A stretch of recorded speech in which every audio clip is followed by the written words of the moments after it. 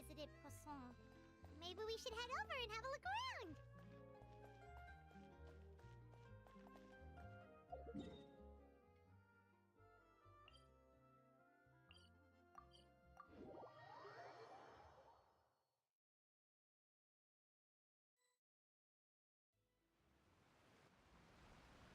Hey, traveler, Paimon. Oh, Paimon knows that voice! Over here.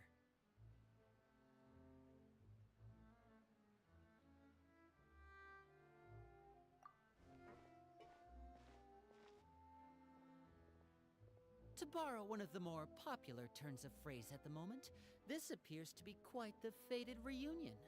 Running into you two out of the blue like this has really made my day. I certainly wasn't expecting it.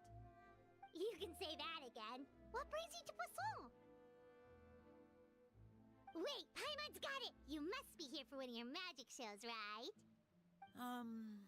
Actually, we've run into a bit of trouble on the home front, so Father arranged for us to stay in Poisson for the time being. Oh, are Lynette and Fremine here too? Yep, along with most of the other members of the House of the Hearth. You may have noticed Poisson seems a bit more crowded than usual. So you're saying nearly the entire organization has moved to Poisson? Sounds like you've run into way more than just a bit of trouble. What's really going on? Well... Since the two of you are so curious, perhaps I can fill in the gaps. You scared Paimon half to death! Father, you're here. You know... On second thought, maybe we don't need to know? It's all probably super confidential House of the Hearth stuff, right? We totally weren't trying to pry or anything. No need to be nervous. I could sense your genuine concern from your conversation just now. Of course, I can also understand your confusion. Sending so many Fatui here to Poisson, it's only natural that some might suspect an ulterior motive to be involved. I understand. I'm well aware you've had your fair share of confrontations with the Fatui in the past, and I can't exactly guarantee that we'll remain on good terms in the future. As for right now, however, I would say we have little reason to be at odds, wouldn't you agree? The House of the Hearth could stand to be more open with those who have worked so closely with us in the past. As for the issue at hand, well, it hardly relates to any ulterior motive. To be frank, it all stems from a certain rumor circulating around the House of the Hearth. It's an internal matter. What sort of rumor? A rumor that a certain phantom child is hiding away in the House of the Hearth. A phantom child? Ooh, just hearing the name is giving Paimon the creeps. A spirit that should have long ceased to exist is lurking in the shadows of the House of the Hearth. So I decided to bring the children to Poisson before continuing to investigate the situation. I expect I should be able to track down the spirit fairly quickly. After that, it's just a matter of resolving the situation, if you will. It shouldn't be much trouble at all. If you're curious, or if you still have some concerns, it might be advisable to stick around for a few days. I'm sure the children would be exceedingly pleased to welcome some visitors. Lenny, I'll leave you to entertain our guests. I have some matters to attend to. Of course, Father.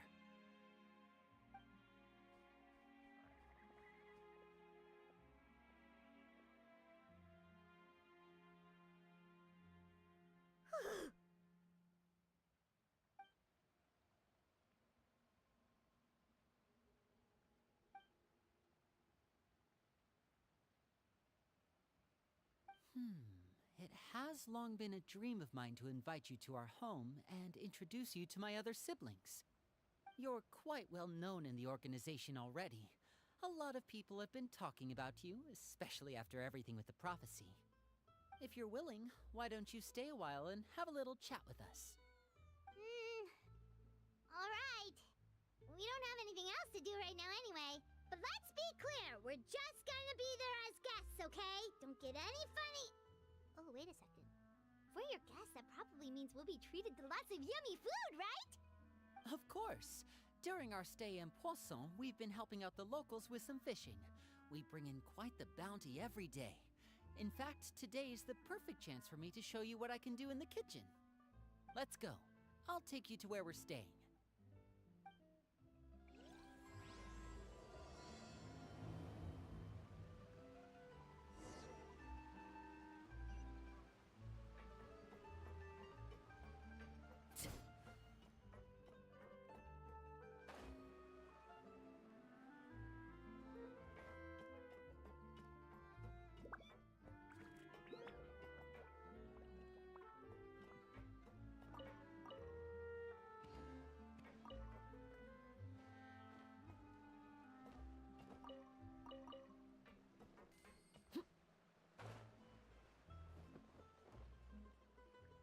We rented this house from one of the locals to use as a temporary base.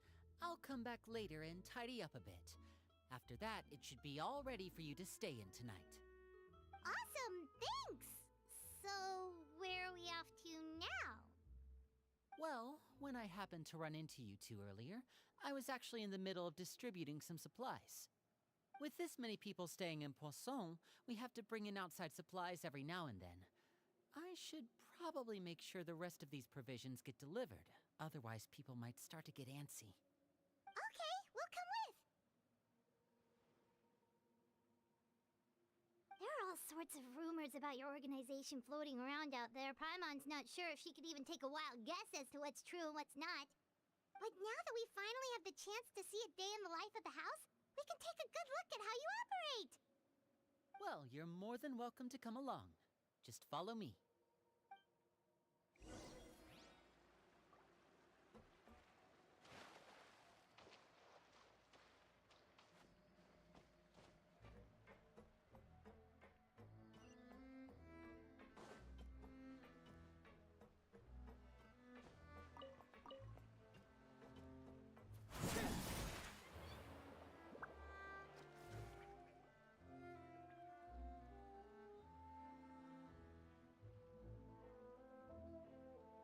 Linny! We're finally here. The supplies. I'm assuming you've... Brought them with me? Yep, here you go. Hello? Something caught your eye? It's the Traveler in Paimon! No way! Come here, everyone! Hurry! The Traveler and Paimon are here! One at a time, please. Don't crowd around them all at once. We don't want to scare off our guests now, do we? Oh, it's all right! Gotta say, Paimon didn't realize we were this famous. Of course! Father and Linny have told us so much about you. Father told us about how you helped Linny. According to her, you're a trustworthy friend. And as far as she's concerned, that's pretty much the highest compliment we've ever heard her give. As you can imagine, everyone's been very curious about you. I heard the Traveler is so strong that he can move a mountain with his bare hands. I heard Paimon eats so much that she can clean out the entire pantry at Hotel de Boer in just 3 days! Wait a second! That's the rumor you heard about Paimon? Oh, not cool at all! Oh, wait. When guests visit, you're supposed to give them gifts and stuff, right? Oh, we don't need something like that. Besides, we don't have anything to give to you! Come on, we insist! I can give you some of my new potions. Just pick your poison. And by that, I mean medicine or actual poison. I've got both.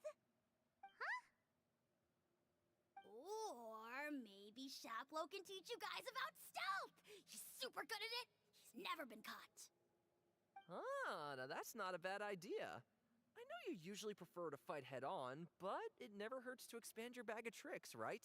When it comes to eliminating your enemies, staying quiet can go a long way. Trust me, I would know.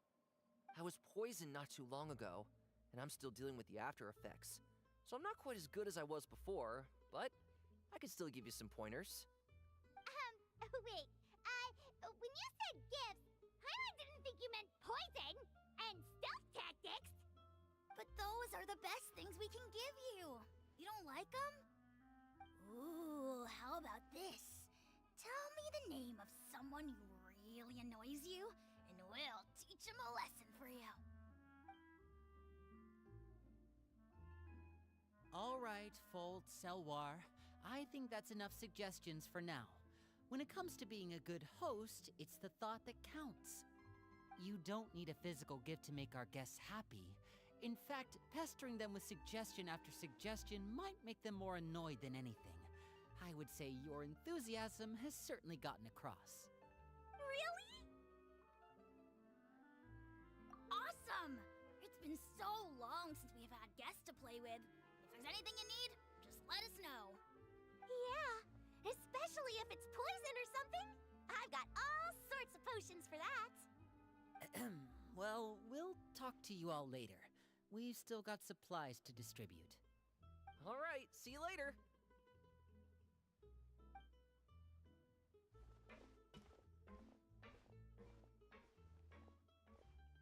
Bye!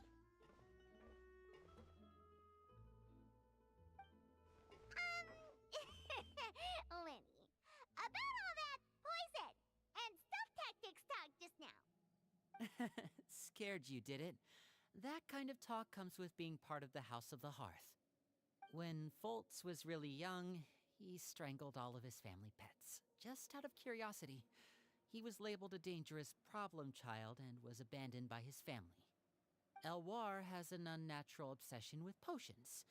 Father has forbidden her from trying all the different concoctions she comes up with, but she still tries to test them in secret. You really have to keep an eye on that one. Chaplot is around my age. While I'm mainly responsible for collecting intelligence, he handles surveillance. He's very passionate about his work and has no reservations about taking on some very difficult missions. I know you two probably aren't used to that kind of talk, but I can promise you they only had the best of intentions. Things like stealth tactics and developing different poisons, they really mean a lot to them. They were just trying to share the best of what they could offer, that's all.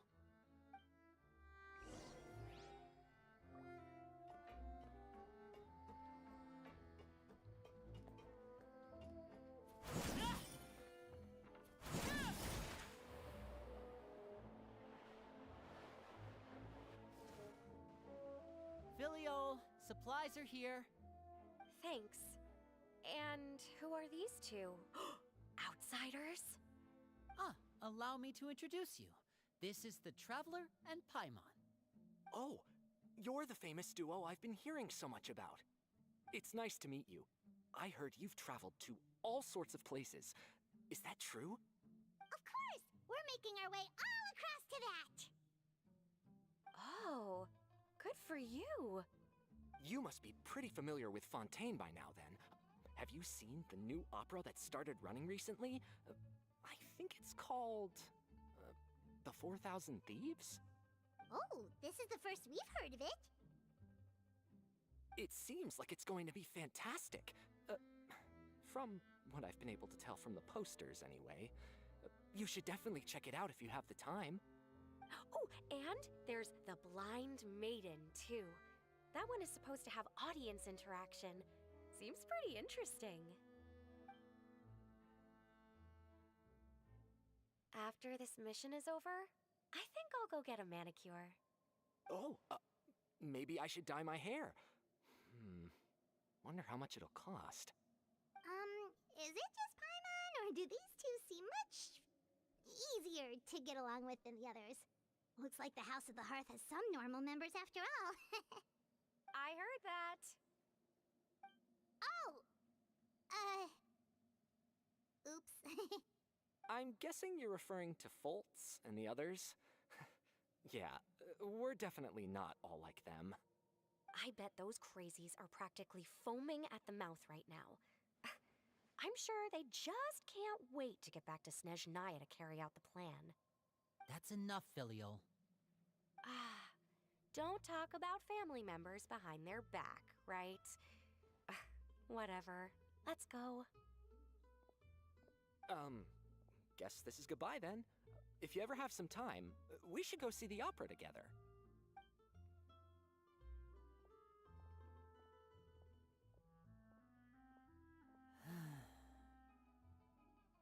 Well, that's it for the supplies. We should probably head back as well.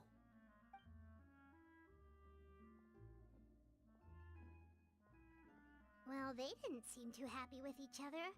Seems like there could be something more going on here. You're right. We're only here as guests after all. Oh, Linny's getting super far ahead. Come on, let's catch up.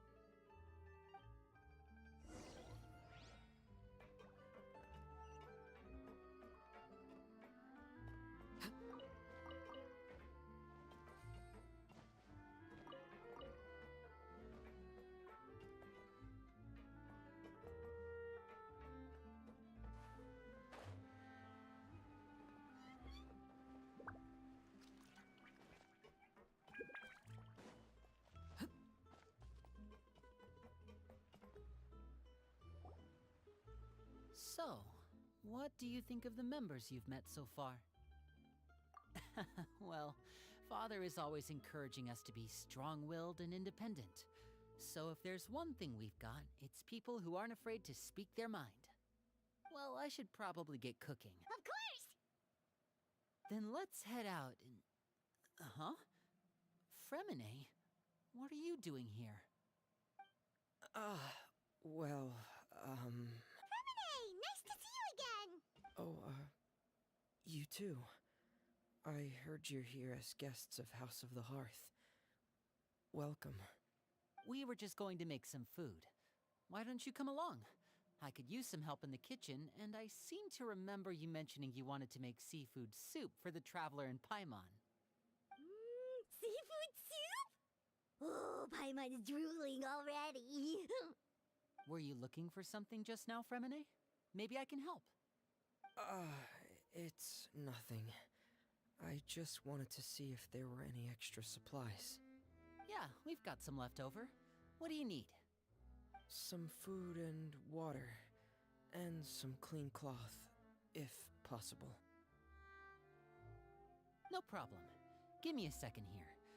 Food, water... Wait a minute. What do you need all of those for? You're not on any missions as far as I'm aware, and you were just going to come eat with us. So what's this all about? I thought I'd grab an extra portion because I get hungry at night. Could be because I'm growing, you know, and... Fremine, you remember what I told you? You're not like me. Your lying skills still need some work. Tell me what's going on.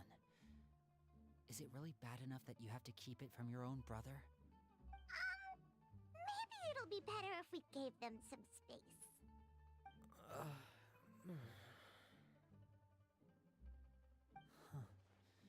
This is the first time I've seen that kind of look on your face. Whatever happened, does it have something to do with Father? Yes. Just follow me.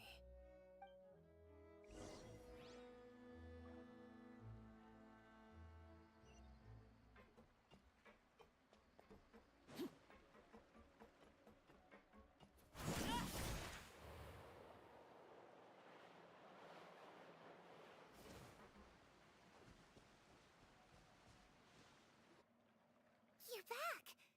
Oh, and you've brought some friends with you this time. Hello, my name's Linny. I grew up in the House of the Hearth. And you are? Hi, Linny. I'm also a child of the House of the Hearth, just like you. You can call me Clairvy. Clairvy? It's nice to meet you. Does that name ring any bells, Linny? No, not at all. That's not a name we have on our roster, I'm sure of it.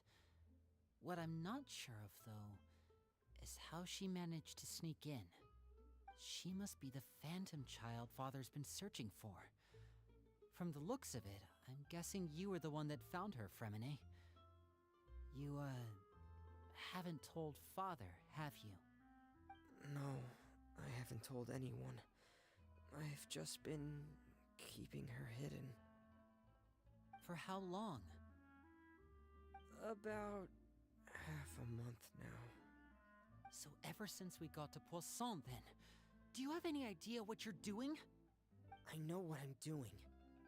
Really? Because from where I'm standing, it looks like you're hiding the very person Father has been trying to find. If Father finds out about this, everyone involved is going to be punished. You know the rules of the house, Fremine. I know you do. Father doesn't tolerate any form of betrayal. So why are you doing this?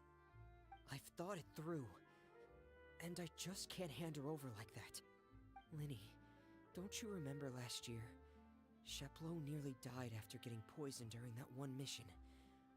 He wasn't able to get back before the poison started taking effect, and not a single person was there to help him.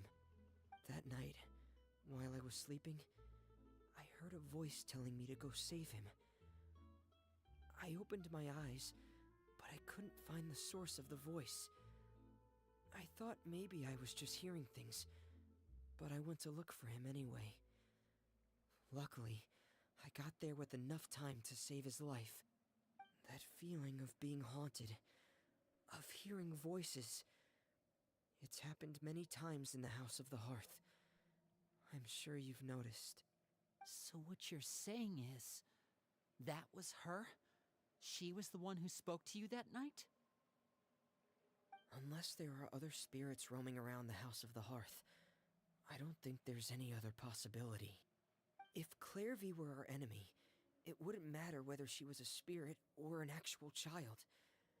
I would have acted without a second thought, because that's what Father ordered us to do. But she's been living with us, helping us from the shadows all this time. I think that makes her family. I couldn't just hand her over to be dealt with. Not when there's so much we still don't know. So what's your plan then? You can't keep her here forever. Someone is bound to find out eventually. I haven't thought that far yet. I don't want to disobey an order from Father, but I also don't want to put Clairvy in danger. Come with me. There are a couple things I'd like to say to you in private.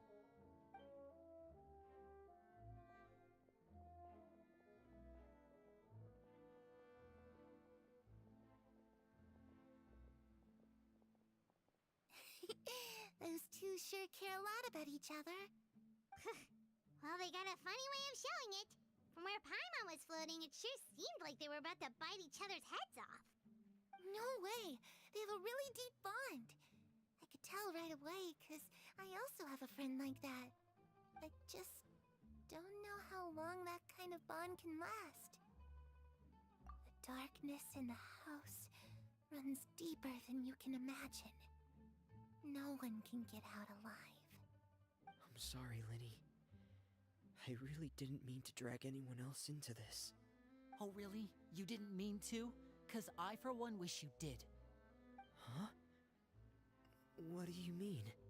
You know, when we were younger, you didn't call me Linny. You called me brother, just like Lynette. We grew up together, the three of us. We were all orphans, all rescued by Father.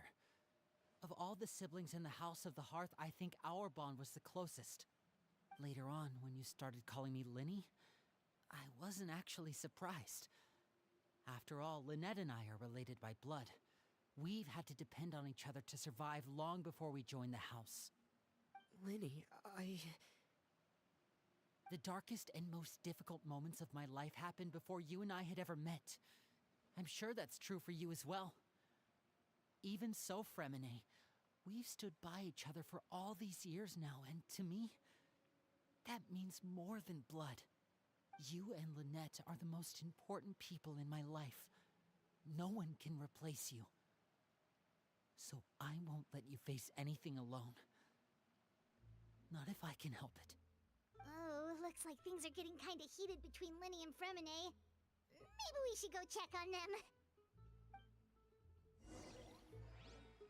Oh, it's raining. I should put my clothes away.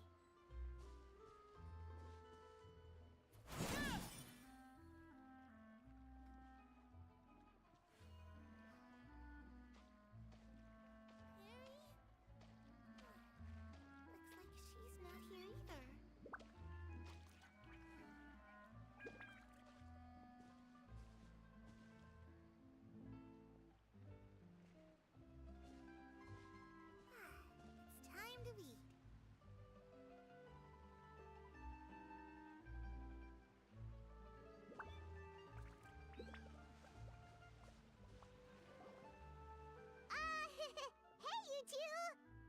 aren't interrupting anything.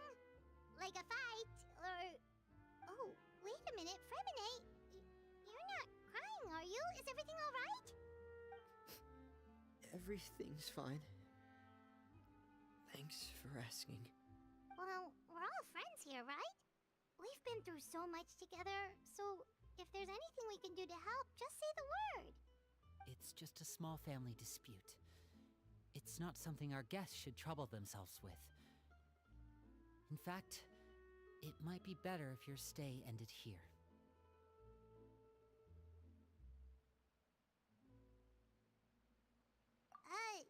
What are you getting at, Traveler? When guests are around, families are often on their best behavior. And any disputes are less likely to escalate. That's what you're trying to say, isn't it? I just... Thank you. I was really hoping to keep you out of it. But even if I could think of some other reason to turn you away, I'm not sure I could convince you. I know things could turn dangerous, so I promise you this. From now on, I'll protect you like my life depends on it. Me too. Well, back to the matter at hand then. If we don't plan on handing Clairvy over to Father, then our only other option is to solve the mystery of her identity before Father is able to track her down. That means finding out where she came from and what she's doing here. Then we can send her on her merry way and pretend like none of this ever happened. I've tried that already. And? And... nothing. I tried taking her somewhere really far away, but... after some time, she just reappeared. She even came with us all the way to Poisson. It seems like wherever the house is, she follows. I don't know much about spirits. Do you two have any ideas? Let's see here. Paimon remembers hearing something like, if you fulfill a spirit's last wish before they died, they'll let go of whatever's keeping them here and return to the ley lines. Oh, it's just that Paimon doesn't really remember where she heard that, so it's not guaranteed to work or anything. Well, sounds like it's worth a shot. Guess that means we should go ask her about her wish. But first, Fremine, I need you to promise me something. What is it? I need you to promise me that this will stay between the two of us. We're the masterminds behind this whole thing. No one else gets involved. Can you do that for me? Of course. I promise. All right. Then let's seal the promise just like when we were kids. Fist bump on 3. Ready? 1, 2, 3. I swear.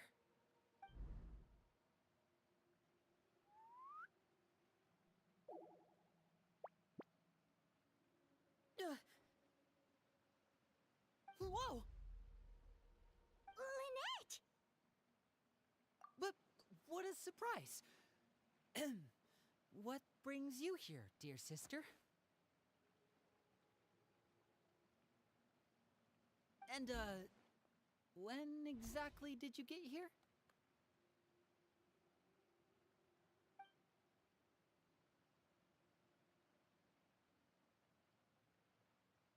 You're an idiot, brother.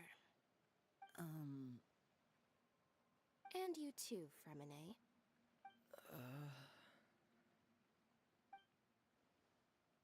You 3, Traveler. And you 4, Paimon. Wait, what did we do? I've seen Clairvy around the House of the Hearth before. I hadn't seen her in Poisson, so I figured she must not have come with us. But it turns out, you were just hiding her. I heard you talking about your plan. Rather than steering clear of the situation, I'd rather fully join in.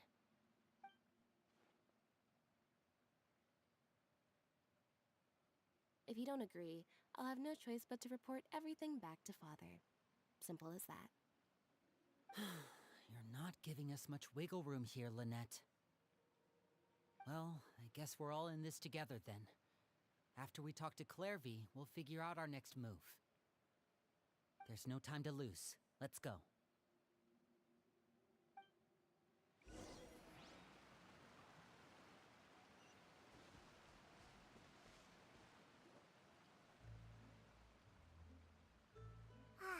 I'm full.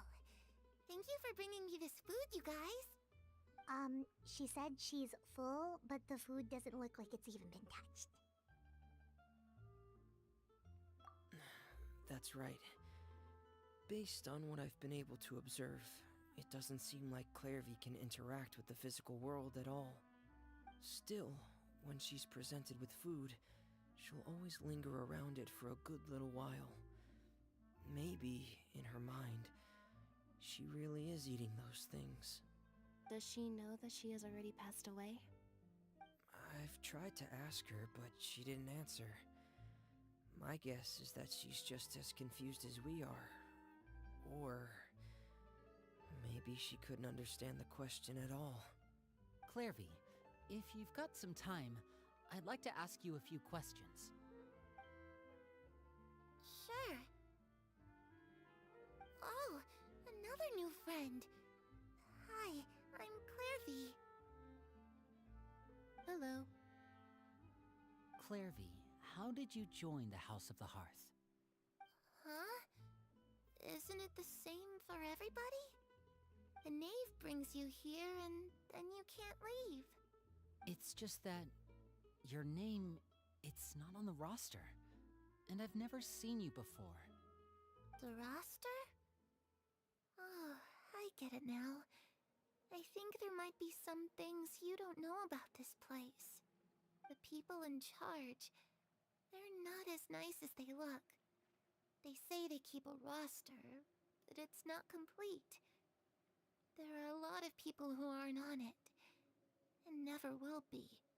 In this house, some people are family, and other people are just test subjects. Those kinds of people aren't ever going to get a place on the roster. Unless it's the roster of people who've been executed. Wait, does that mean the knave... She... Is there anyone that can vouch for you? Perry. She's my best friend. She's the only one I trust in this place. Have either of you heard of that name before? No. Me neither. Clairvy, Perry. Neither of those names are on the roster. But it seems like she's telling the truth.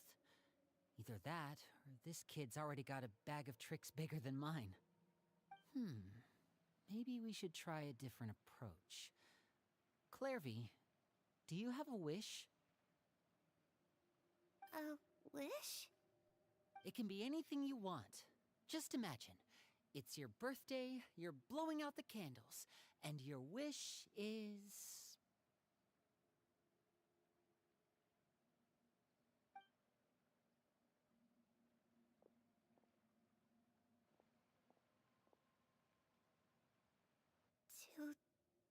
To go outside, where the sun can find me. That's... it? Well, that sounds easy enough. The darkness in the house runs deeper than you can imagine.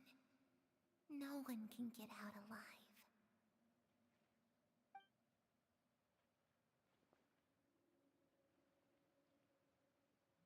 Okay, time to divide and conquer. Listen up, I've got a plan.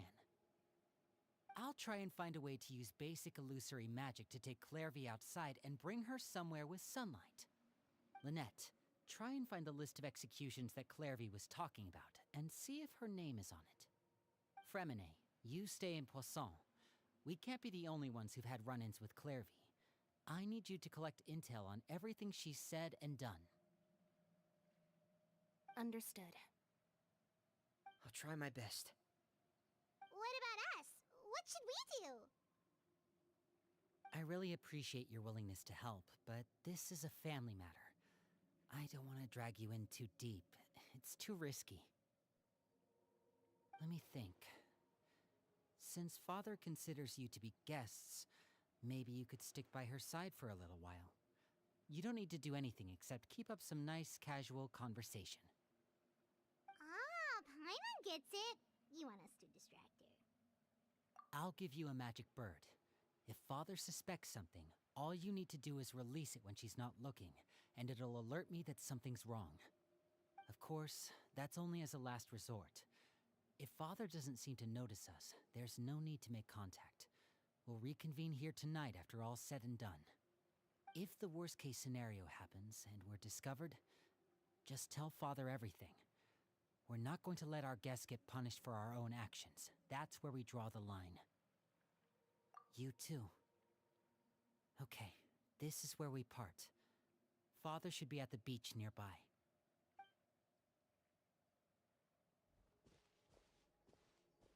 I really hope this goes well.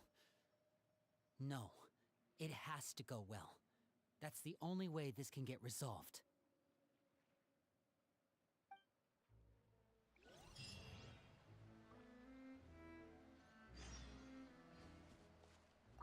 Clairvy, I'd like to take you somewhere. Is that okay with you? Sure. Where are we going?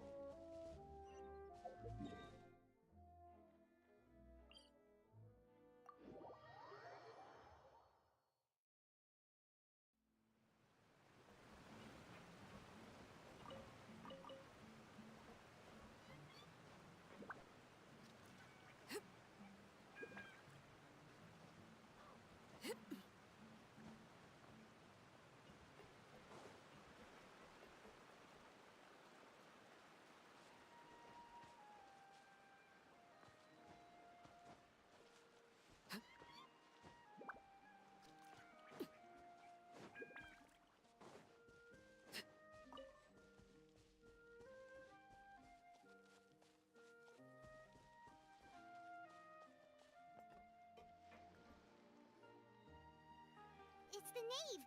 And... child! Hey, aren't you supposed to be in Snezhnaya recuperating? What are you still doing in Fontaine? Oh, it's you two. I didn't expect to run into you here. I was unconscious for quite a while after the fight in the Primordial Sea. After I woke up, I realized I was being taken back to Snezhnaya, and well, I couldn't have that now, could I? Not when I've still got unfinished business here in Fontaine. So, I mustered up all my strength and made the journey back on my own. What sort of unfinished business are we talking here? It has to do with Skirk, my master. I really wanted to meet up with her, but by the time I got back, she had already left. I still have so many questions for her. Without any other leads, all I could do was ask the knave to help me track her down. She must have left behind some traces from her time in Fontaine. Oh, okay, so have you found any clues?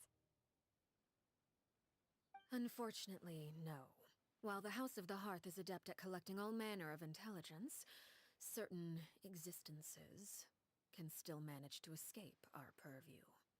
Basically, unless Master feels there's a need to meet with me, she's not going to be found.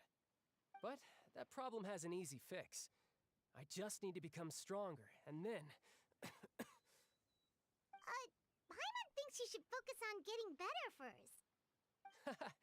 The worst of it is over. It's all thanks to that one kid from the House of the Hearth. Elwar, I think her name was. She gave me a bunch of random potions to drink.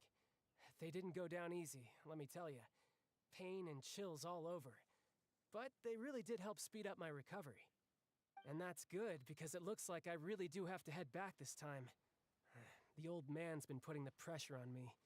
He sent someone to tell me I'm needed for some sort of project. Project Stuja? Yeah, that's the one. I heard Regrader's involved too. I'm not looking forward to having to listen to all his monologuing, that's for sure. Hey, Maybe you could think of a way for me to stay in Fontaine for a little longer. Helping Linny and the others brush up on their fighting skills would be far more interesting. If you and I could spar, that would be even better. I've been waiting for a chance to see you go all out. And what a sweet little daydream that is. But I also have a role to play in all this. I'll be leaving Fontaine shortly as well. Besides, considering how little they see fit to step outside the homeland, being called on to return to Snezhnaya by such illustrious dignitaries, what a great honor. Wouldn't you agree? One I could do without, I'd say. Is it just Paimon? Or does it kind of seem like they're... So, dear guests of the House of the Hearth, to what do I owe the visit? Well, we just... Right! We're super close to Linny and the others, but we still don't know much about you! Is that so? Introductions have already been made, have they not? Well, you see? There's only so much you can learn about someone from a short introduction. At least tell us something a little extra, like... Why do you call yourself father? Good question. I'd also like to know. The fact that you have to ask tells me our intelligence work has been quite successful. Telling you the answer to that question would only serve to undermine that success.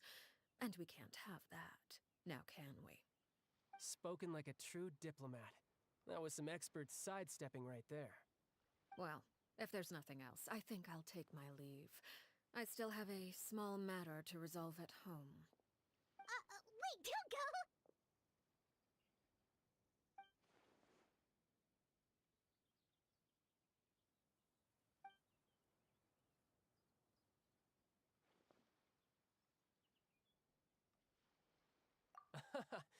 I'd also like to hear the answer to this.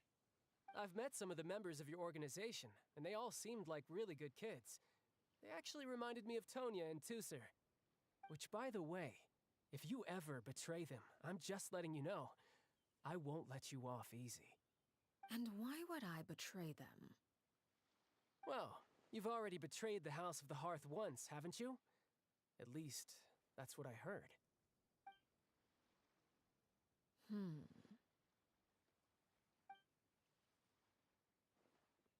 Okay, I admit. That's just what the old man told me. The rooster, I mean.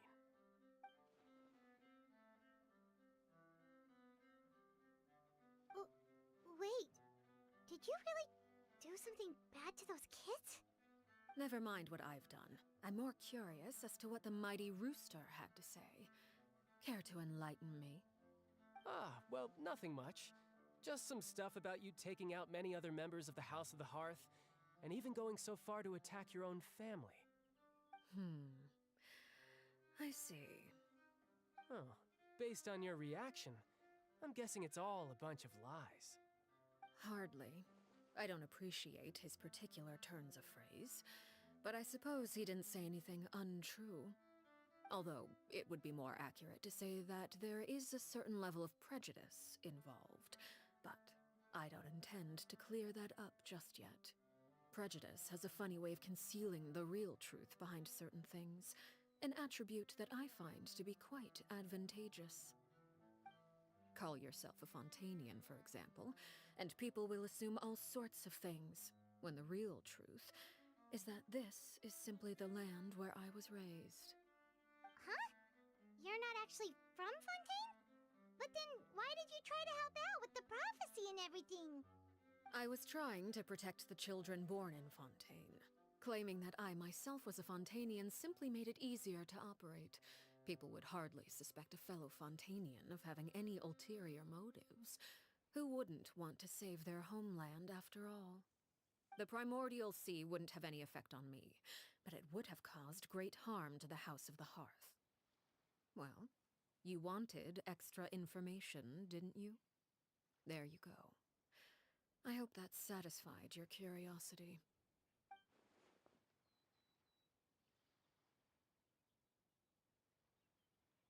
So, you stayed in Fontaine for the kids. I guess I was wrong to believe you'd betray them. Apologies. Looks like I was holding on to some prejudices myself. Good. Like I said, I like it when others have misconceptions of me.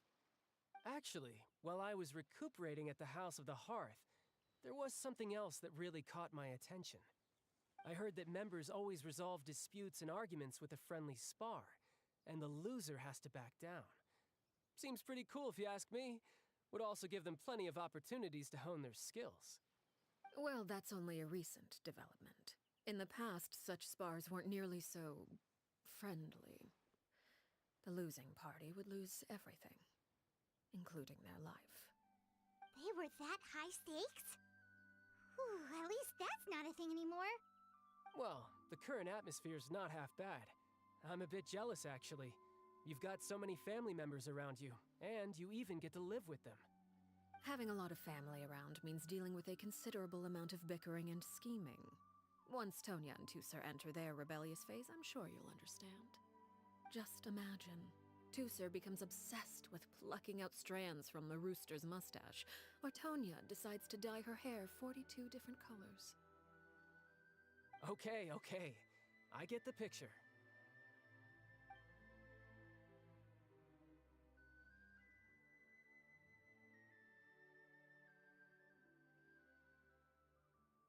Well, would you look at the time? I should probably get going. Traveler, Paimon, I'm not sure where our paths will cross next, but the next time we run into each other, we should definitely try and find some time to spar.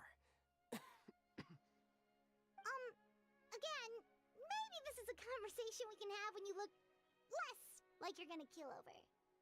All right. Well, thanks for everything, Arlecchino. No thanks necessary. You also played a part in obtaining the Gnosis. I would say we can call ourselves even. I like the sound of that. Well, I'm off. See you all some other time. We should probably get going too. Do you want to head back with us? Oh? You want me to leave so soon? Oh, well, you see, I'm rather enjoying the evening breeze. If you don't mind, I think I'll stick around for a bit. I have some things to think about. Apologies for not attending to you like a proper host. Please forgive this slight. I do hope you'll have a pleasant stay. We managed to keep her distracted until nightfall. Good thing Child was there to keep the conversation going. You don't think she suspected anything, do you? Oh, I wonder if Linny ran into any issues. Let's hurry back and see how everything went. Oh? You decided to stay a little longer? Let's take in the ocean view together, then.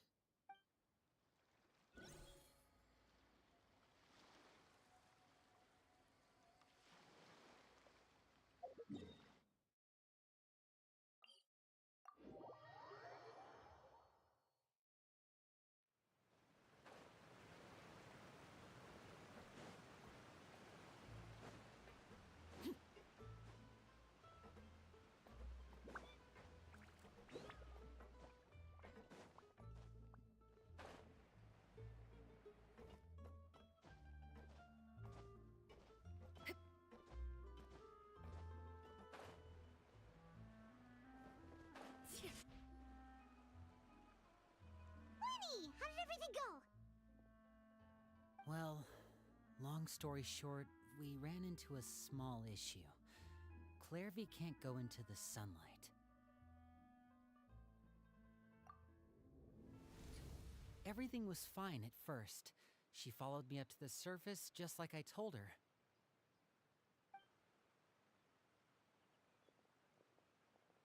But as I led her out of the shadows and into the sunlight, she vanished.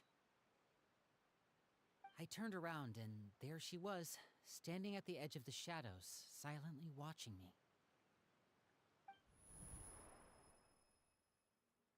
Huh. Maybe she's afraid of sunlight, or... No, it wouldn't be her wish if that were the case. Well, we could always try pushing her into it.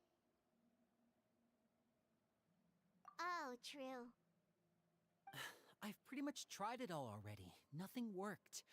Eventually, the sun went down, so all I could do was bring her back here. How did it go with you, Lynette? Good. I've got the list. It's right here. Really? Well, what are we waiting for? Let's take a look!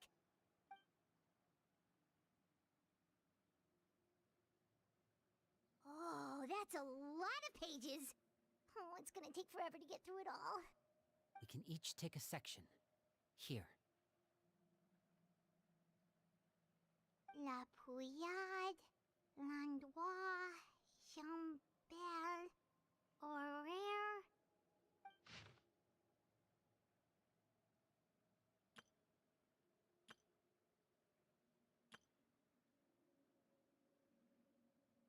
Oh, yikes. That Horaire guy has a huge scar on his face. He's kinda giving Paimon the creeps. Ah, I've met him before. The scar is from an injury he received during a mission. I still remember him joking with me about it. He said any future lover would take one look at him and then lose all interest. Did he say anything else? Well, I asked if there was someone he was interested in. He said no, and that's where our conversation ended. It was only later that I learned he really did have someone he liked. He risked everything to escape so he could be with her, but it didn't work. One day, Father asked to see him, and, well, I never saw him again after that. Wait, so that means the knave, It may seem cruel, but it's just one of the rules of the house. Betrayal is not to be taken lightly. We know too many secrets to come and go as we please. So, if you do try to leave, you pay with your life.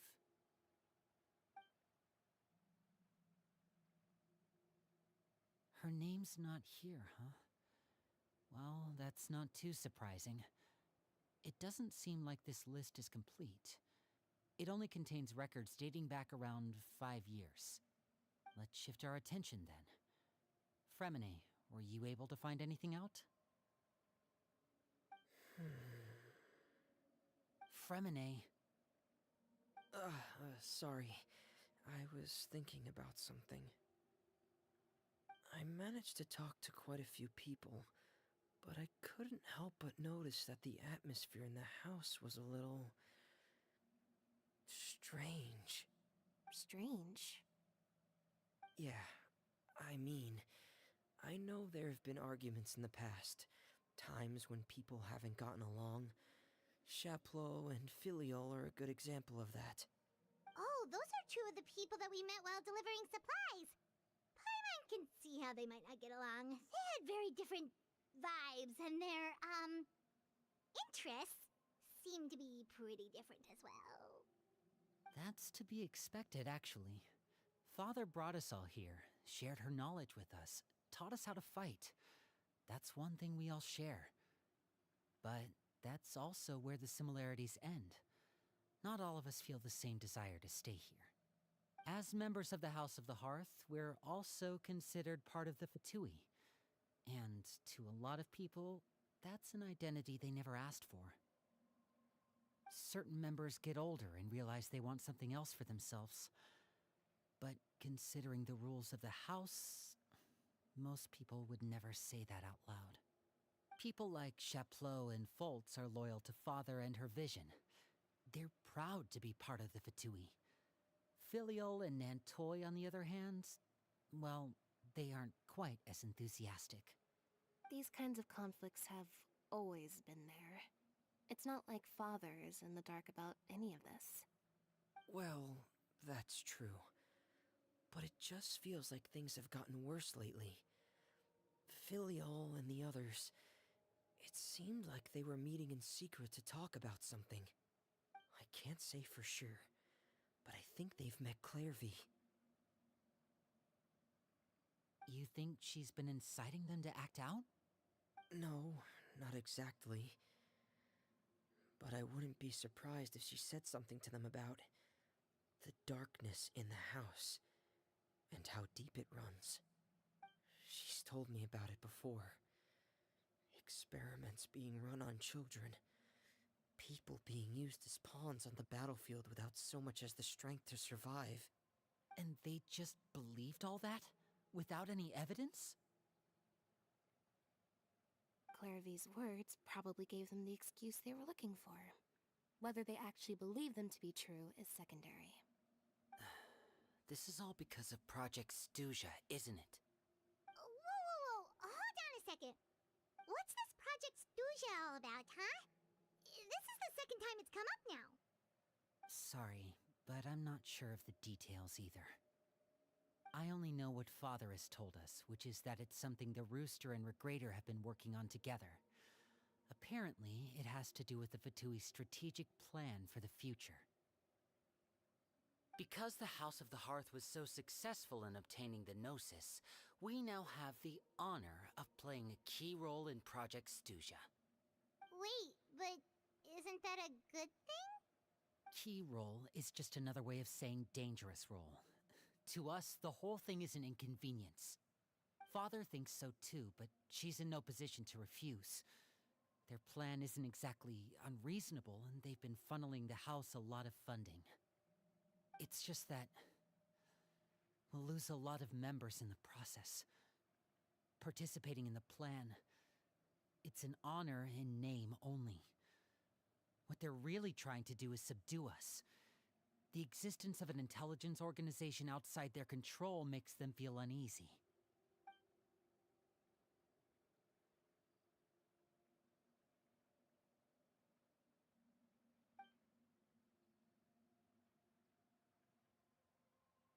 Okay, super complicated top secret Fatui business aside, what does all of this have to do with the conflicts you were talking about earlier? Paimon doesn't get the connection. External pressure has a way of exacerbating internal strife. You can't overlook the power of fear either. People are afraid of dying, and that fear is often the impetus for a lot of stupid decisions. I thought resolving the Clairvy situation would make everything go back to normal. But it looks like things are more complicated than I thought. If we leave Filiol and the others to their own devices, sooner or later, Father will be forced to take action. We can only focus on one situation at a time, brother. You're right. Even if we confront Filiol and the others, it won't do any good. It might even make matters worse. We should focus on Clairvy for now. Well, it's getting late. We should head back and get some rest. We'll try again first thing tomorrow. Lynette, you stick with me this time. Fremine, keep a close eye on Filiol and the others. Make sure they don't do anything they'll regret. Good work today, everyone. Have a good night, and I'll see you tomorrow.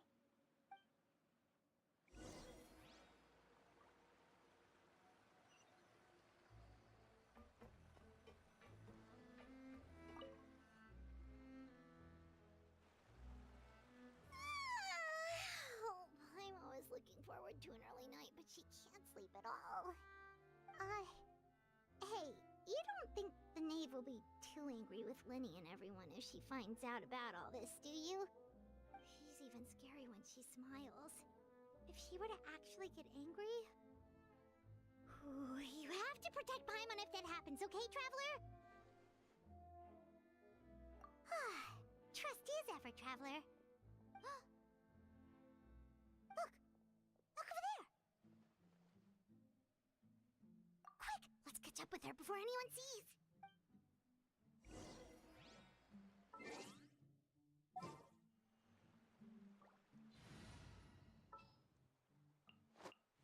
It's time to pull the trigger. You want me on your team? A walk would be nice.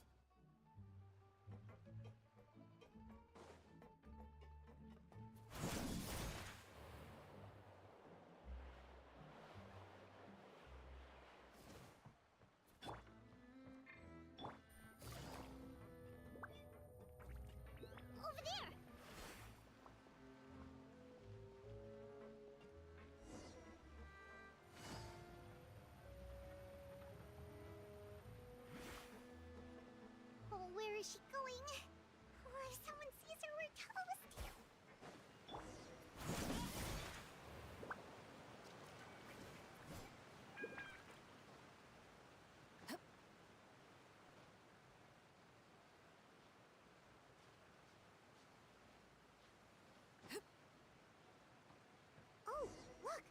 She stopped!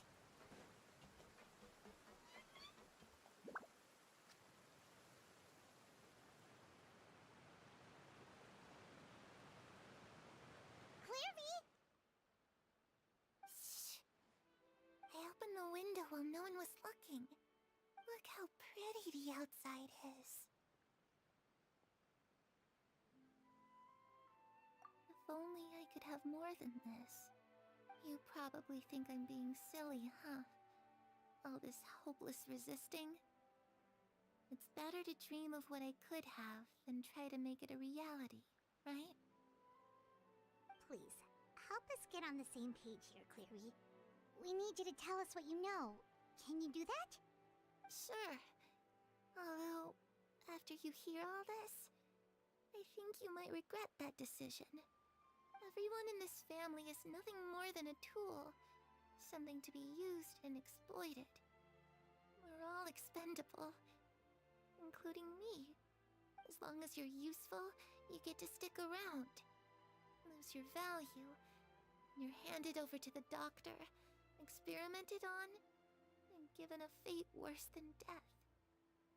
I've seen it happen again and again, and I've had enough. You're saying the knave did all that? It's just, that doesn't seem like something she would do. She's scary and all, but it seems like even she has lines she wouldn't cross. I knew you wouldn't believe me. Everyone thinks she's a good person. They all think of her like a real mother. Mother? But she doesn't deserve that title. She's disgraced it and tarnished it. And if I had things my way, I'd never see her again. If only Perry were here, she'd understand. Perry. There's that name again.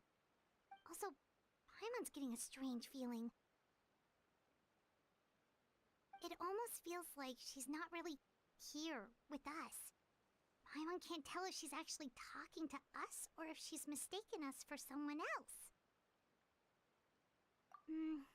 Well, in any case, it seems like she really needs someone to talk to.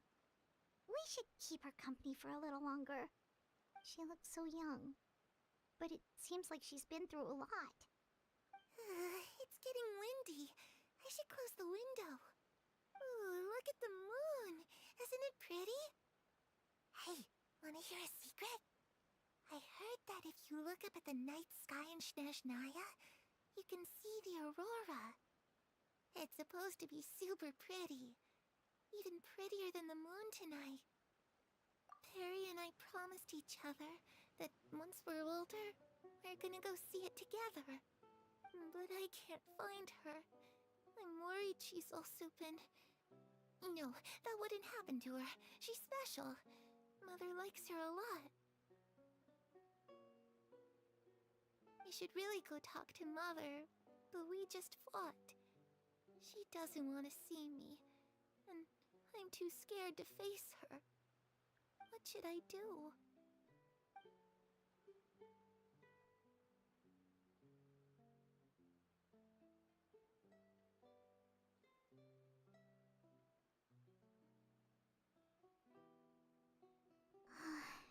Paimon really doesn't understand what's going on with her. Well, let's head back. We've got an early morning tomorrow.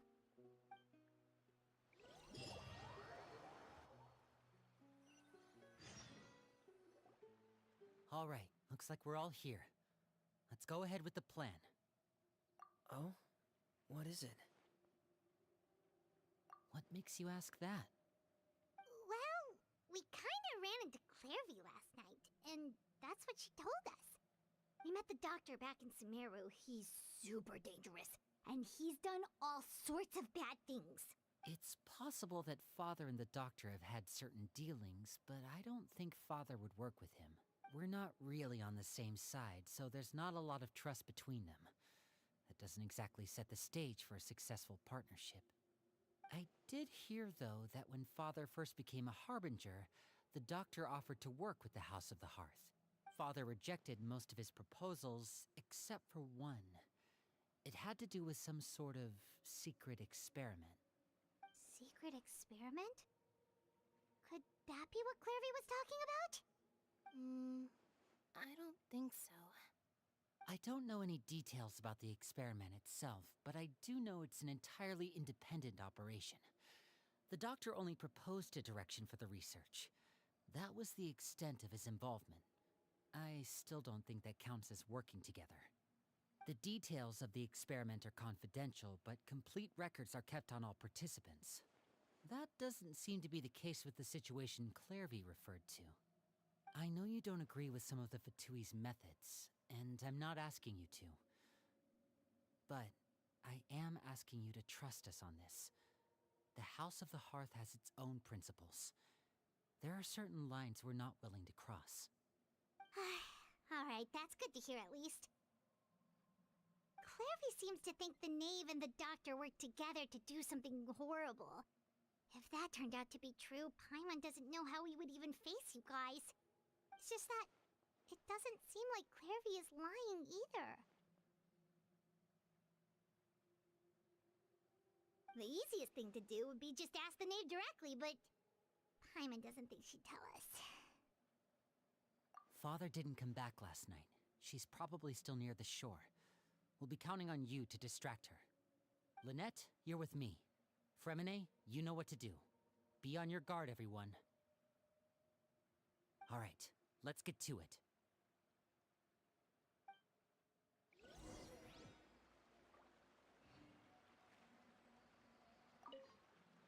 Where are we going today? Let's try somewhere further away this time.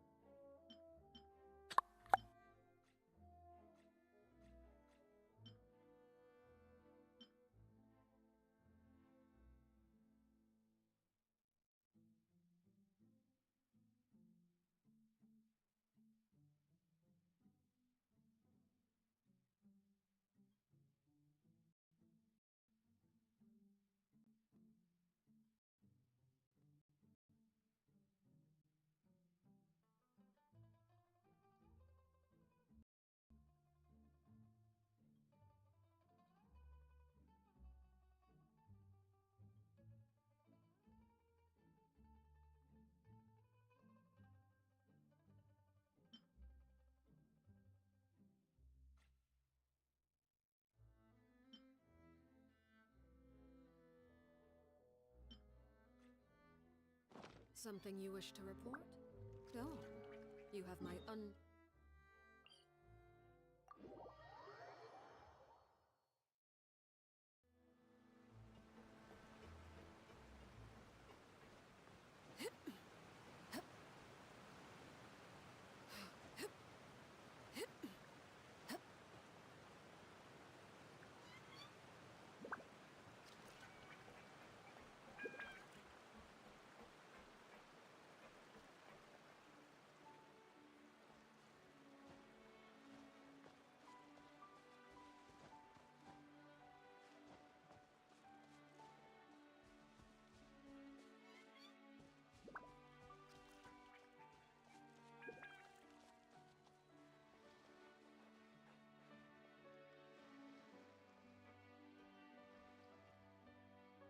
Ah, it's you two again.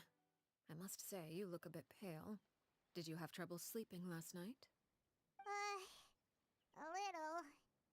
Perhaps if you had less on your mind, you'd be able to absolve yourself of such troubles. So what are you planning to do now? Catch up on some sleep? Or should I give you some time to rack your brain for a topic to discuss before I ask any questions? Although I must profess to being curious.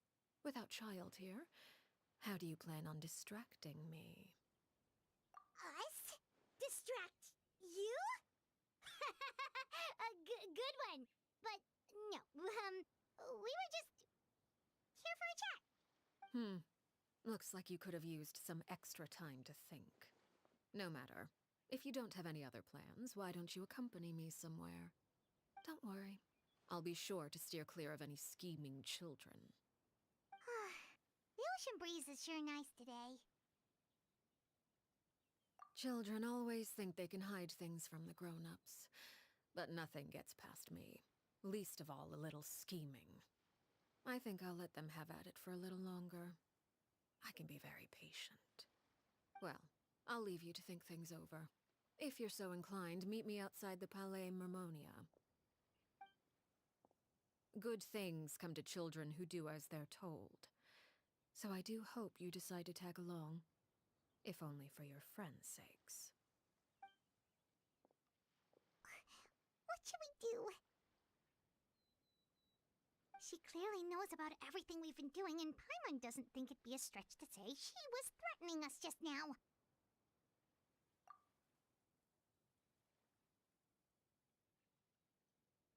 Oh, good idea. Hopefully he sees it in time. Well, we should probably head to the Palais Mermonia. Paimon doesn't want to find out what happens if we don't show up. Based on what the knave was saying just now, it sure didn't seem like it'd be anything good. Okay, then we probably shouldn't keep her waiting. It seems like Linny and the others are on thin ice, so let's do our best to not get them in any more trouble.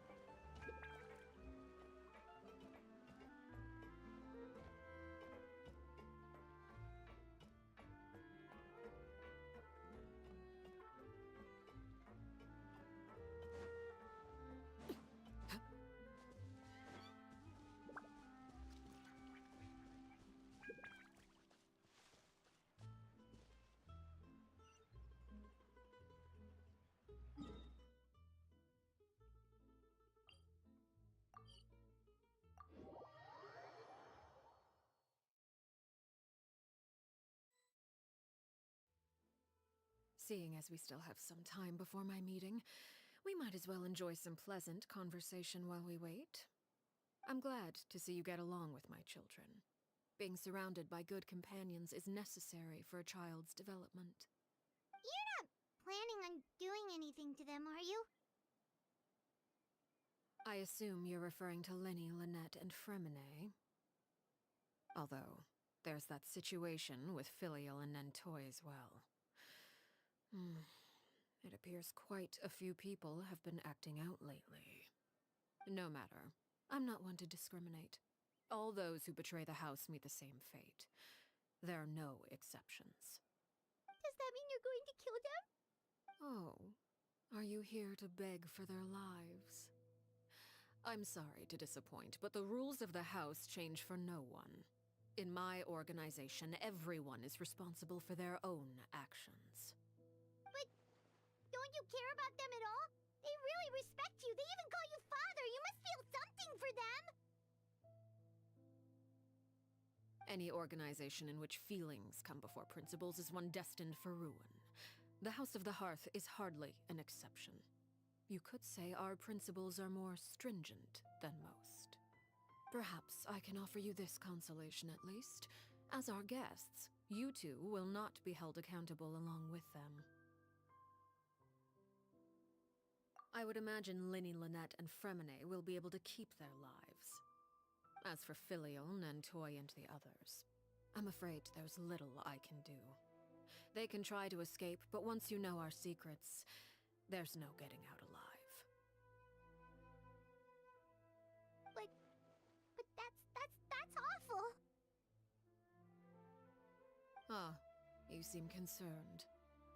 Out of consideration for my guests, I suppose I could turn a blind eye for a little longer.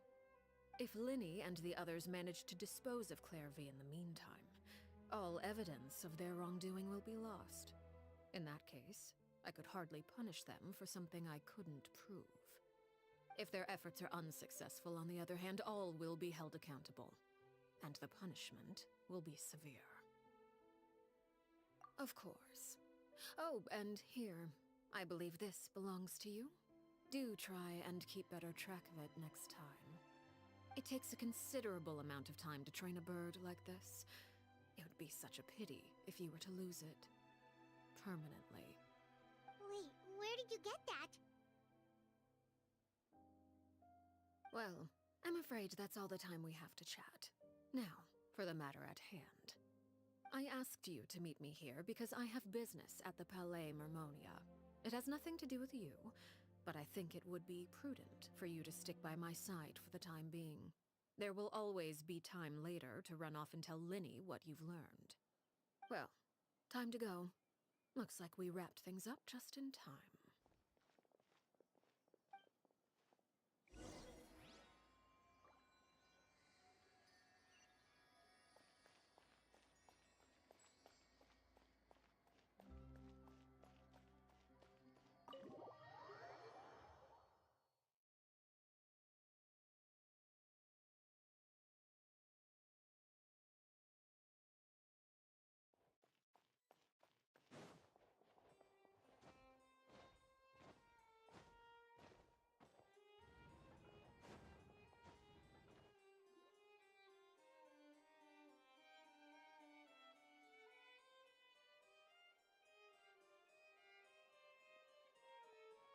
It's been a while, Monsieur Neuvillette.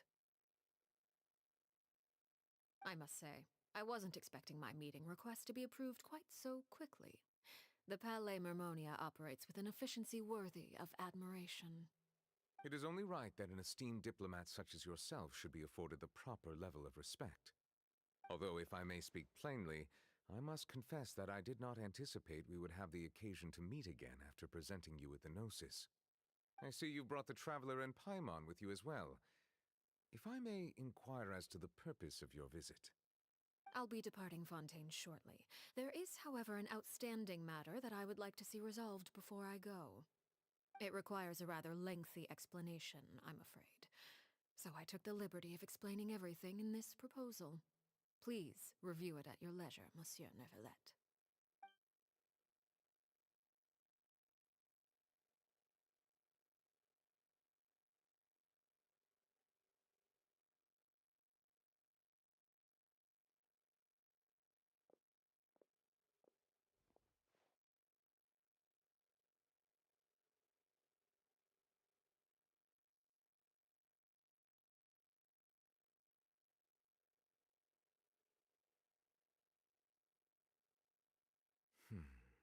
I understand your request. However, at the risk of causing offense, I must admit that I fail to see why you would wish for such a thing. I heard you have a certain fondness for water tasting, Monsieur Neuvillette, so allow me to use water as an analogy. A family is like a large body of water with countless rivers flowing in and out. As someone who watches over this system, I would hope that each river that flows from the source will eventually reach the ocean. Of course, objectively speaking, I know this is impossible. Most of the rivers will dry up along the way, disappearing into the ground and leaving nothing but a barren riverbed behind. Not all rivers are destined to reach the ocean, but I would not see their existence rendered meaningless. I believe the water that flows within them is simply meant for a different destination. like a field in need of irrigation. Or perhaps the glass of a certain water-tasting enthusiast. Did you get any of that, Traveler? Your words paint an optimistic picture indeed. Allow me to remind you, however, few among us are willing to sip from a glass filled with tainted water. It may have been tainted at one point in time, but not to worry. I'll make sure it's strained of all impurities and returned to its cleanest form.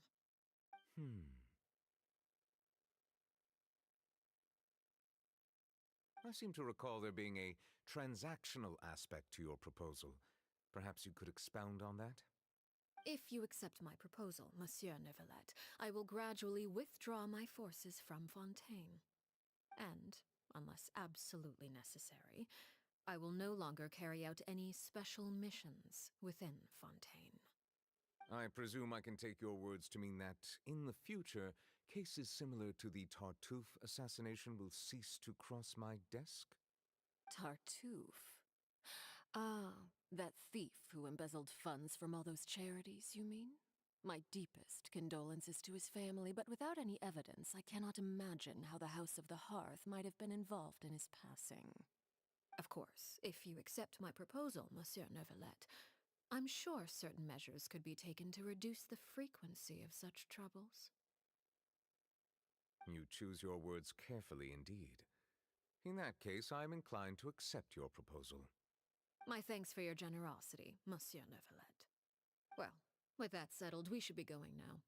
I took the liberty of bringing along 2 bottles of spring water from Snezhnaya for you to enjoy. I do hope I get the chance to hear your impressions. Perhaps at our next meeting, yes? Indeed.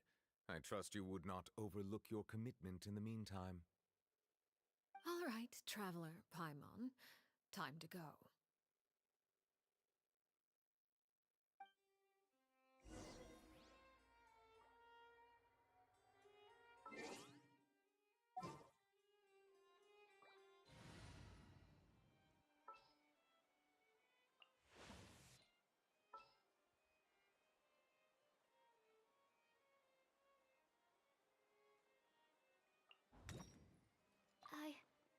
I can do it.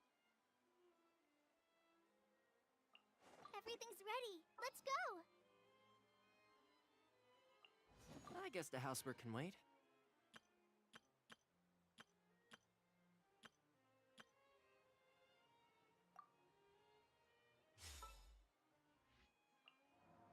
A walk would be nice.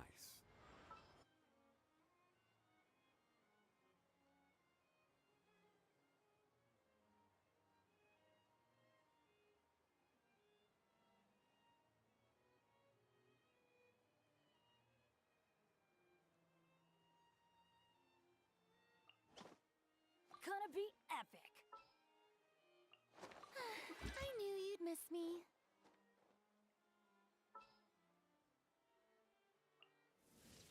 The campaign begins.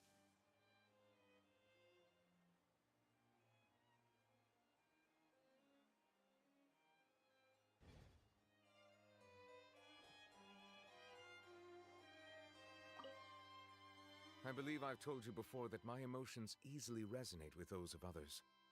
Yet in the few meetings I've had with that Harbinger, I haven't been able to sense any aspect of her emotional state. Her mind is like a still body of water. Who knows what darkness lies in its depths, and the lack of ripples on the surface gives nothing away. It's unclear whether this is her natural state of being, or whether it's an incredible strength of will that gives her the ability to master her emotions. Either scenario, however, suggests she is a very dangerous individual. I do not expect an explanation as to why you two are by her side. Whatever your reasoning, I would only advise you to take caution.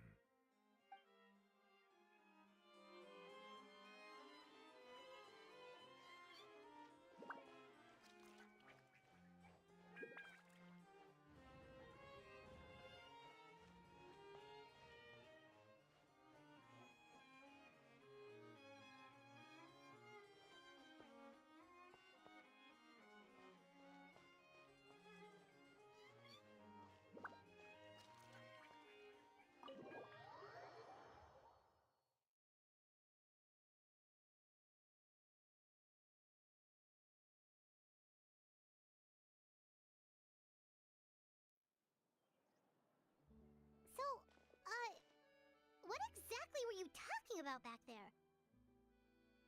Paimon only heard you mention some rivers, a large body of water, and then some kind of irrigation scheme.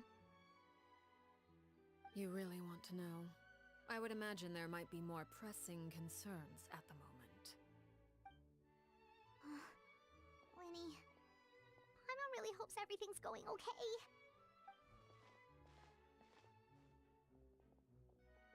Oh, Paimon recognizes that look. You've got your tiki cap on, don't you, Traveler?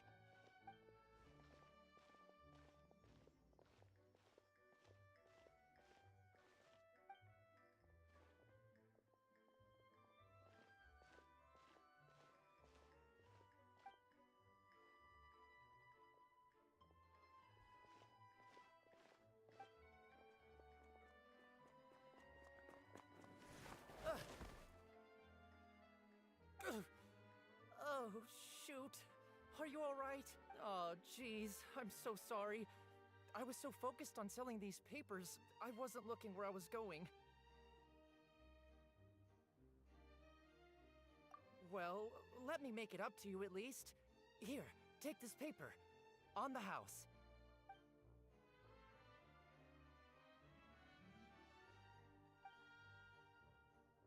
Oh, you don't have to give us anything.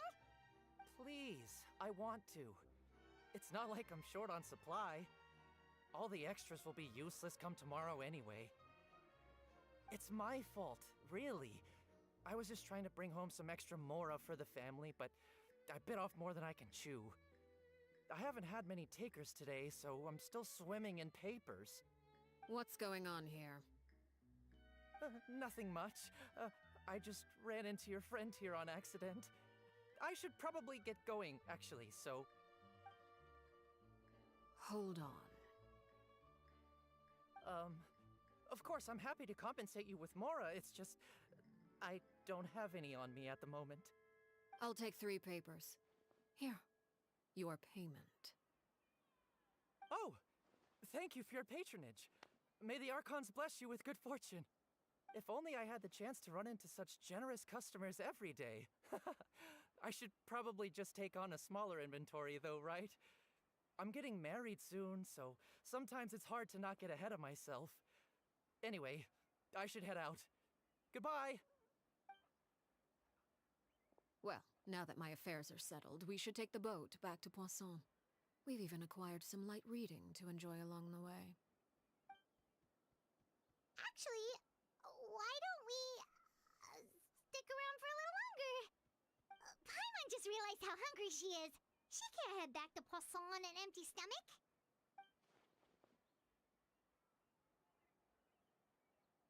It appears you two are under the impression that delaying our return will somehow alter the situation in your favor.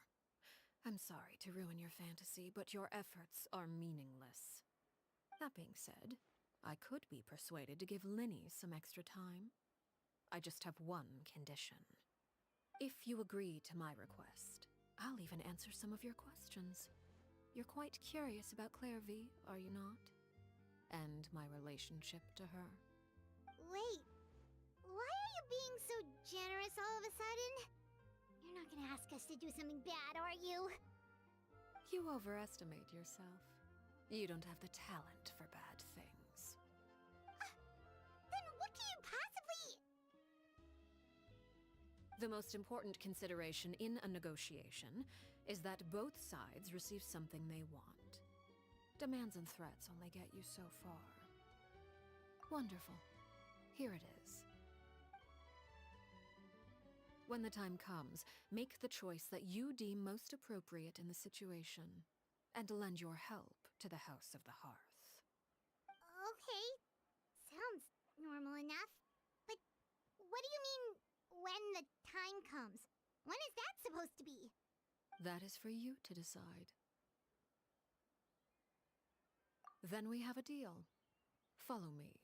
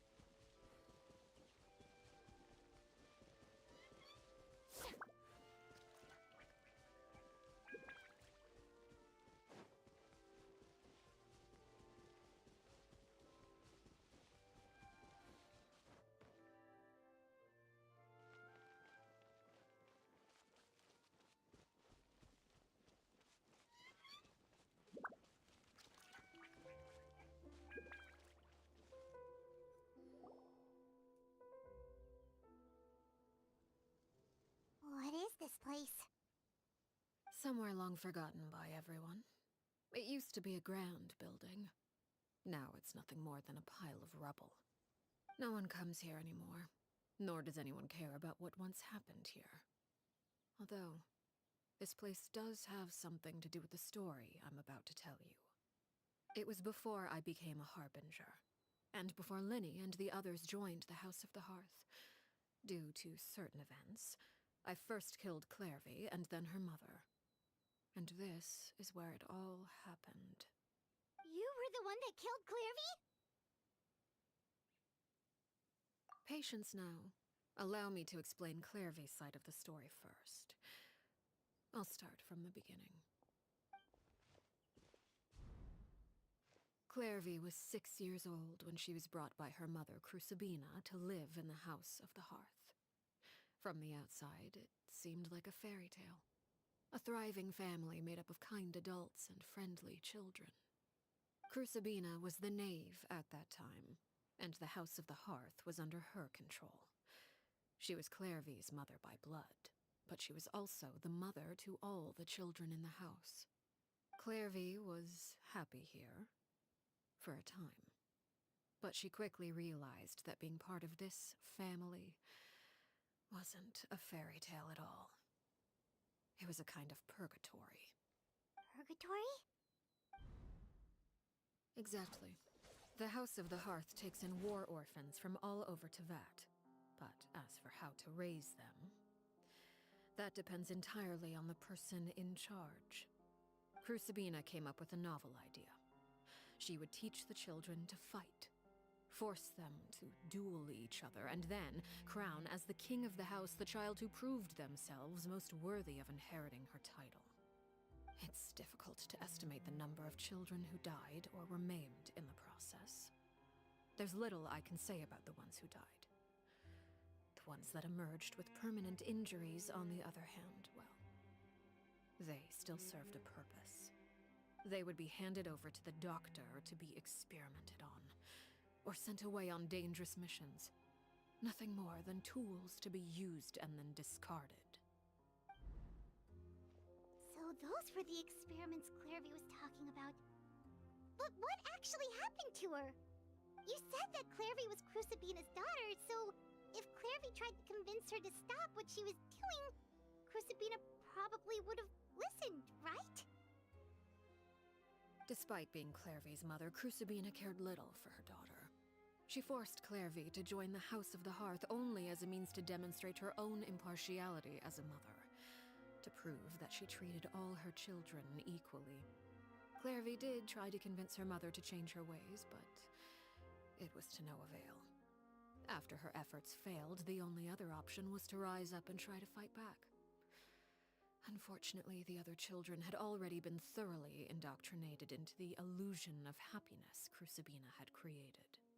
Of course, there was one exception. Someone Clairvy's age, who knew the truth about the House of the Hearth. Her name was Peruere. Wait, the friend that Clairvy mentioned? Friend, huh? I suppose we can call her that for now. Clairvy was a cheerful and passionate person with a tenacious spirit. Peruere, on the other hand, was rather cold-blooded. Her cold-blooded nature allowed her to see through Crucibina's facade. Yet, it was also this cold-bloodedness that prevented her from acting against it. At least at first.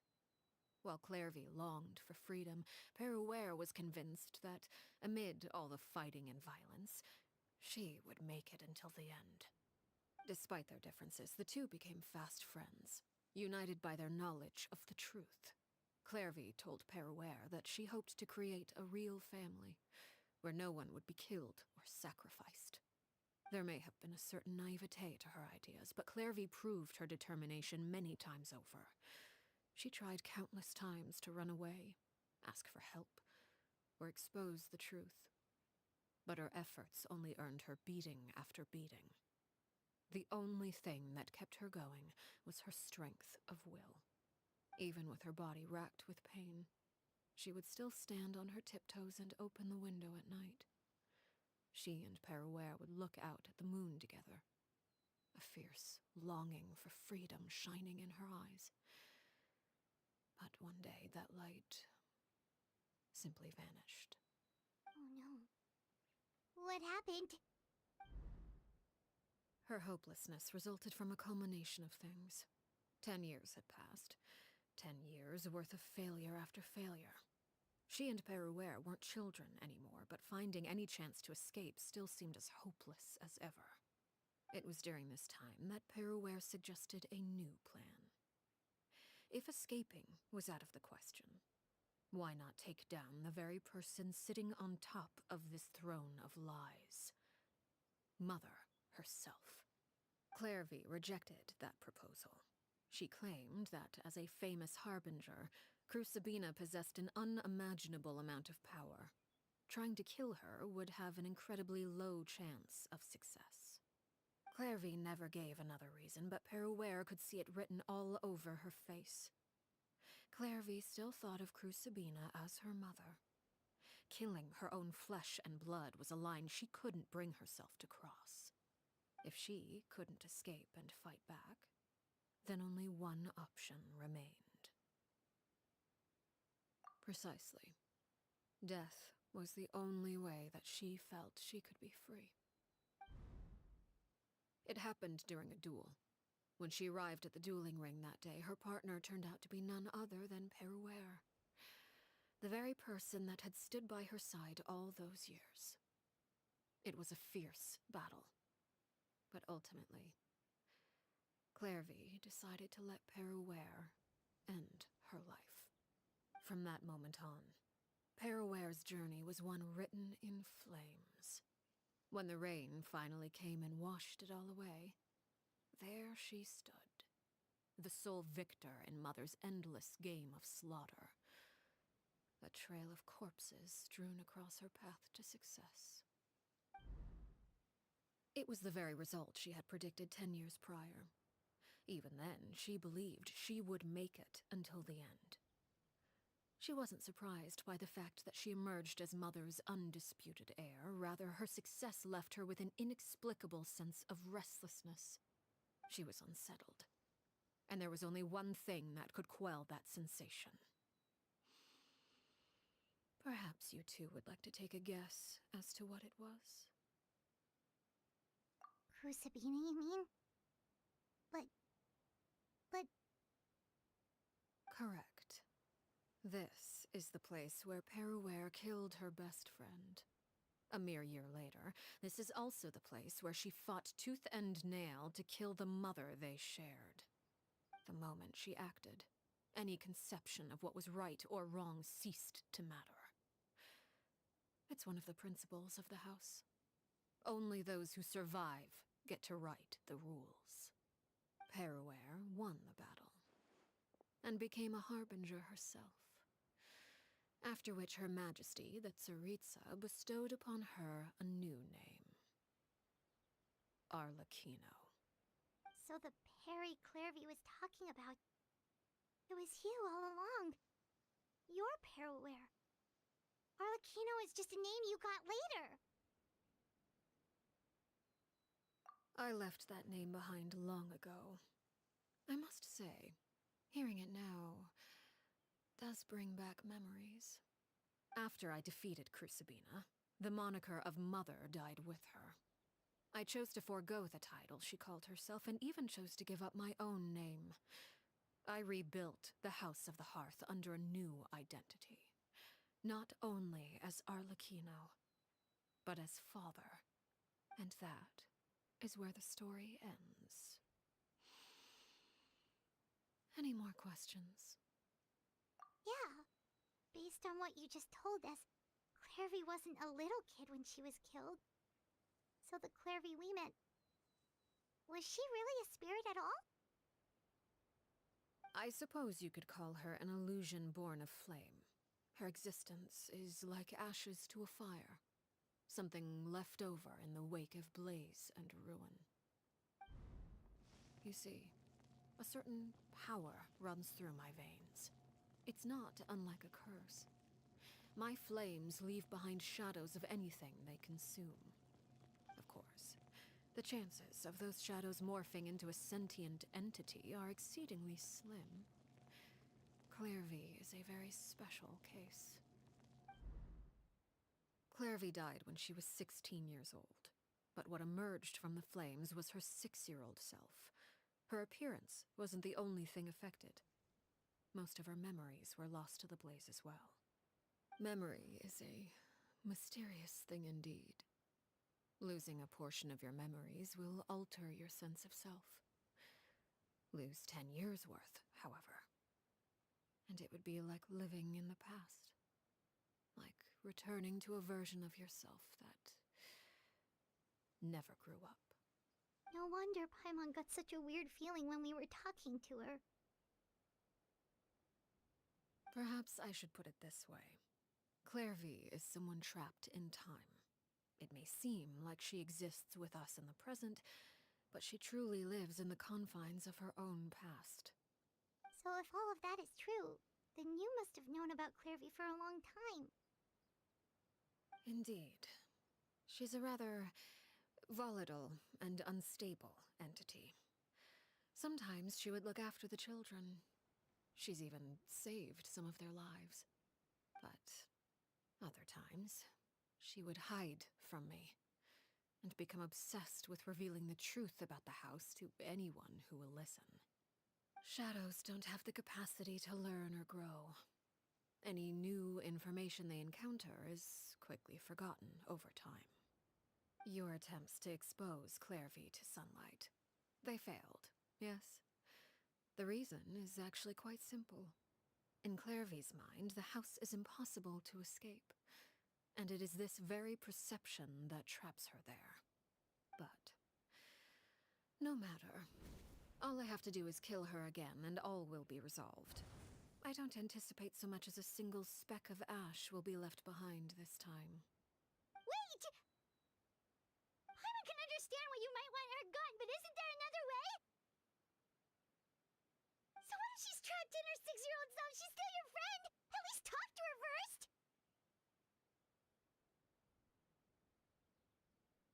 It's too late for that. She broke the rules, and now she must be punished. That goes for Filial and Nantoy as well. She's had quite the effect on them.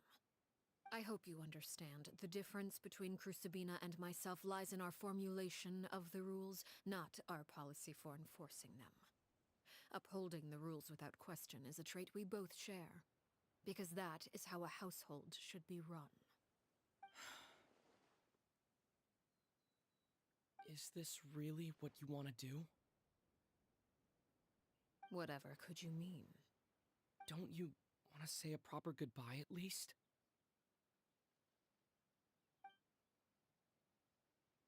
Whether as a killer or as a father, there are two things that must be avoided at all costs: anger and sorrow. Anger makes you impulsive. Sorrow causes you to waver. Well, it appears it's about time to proceed. Before we arrived, I told some of my well-behaved children to bring our troublemakers here by nightfall. I do believe I've kept my end of the deal. I give your friends quite a bit more time. As for what happens now, we'll just have to wait and see.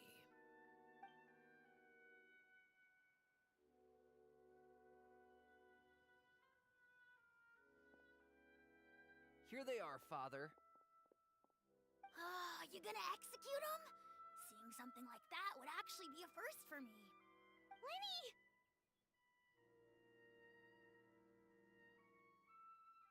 I'm sorry. I heard about how you helped buy us more time. But I still failed. I couldn't find a way to fulfill her wish. Huh? Are you... Perry? Indeed, it's been a while, Clairvy. Perry! Shh, stay right there. I'm sorry to postpone our reunion, but first I believe certain scores need settling.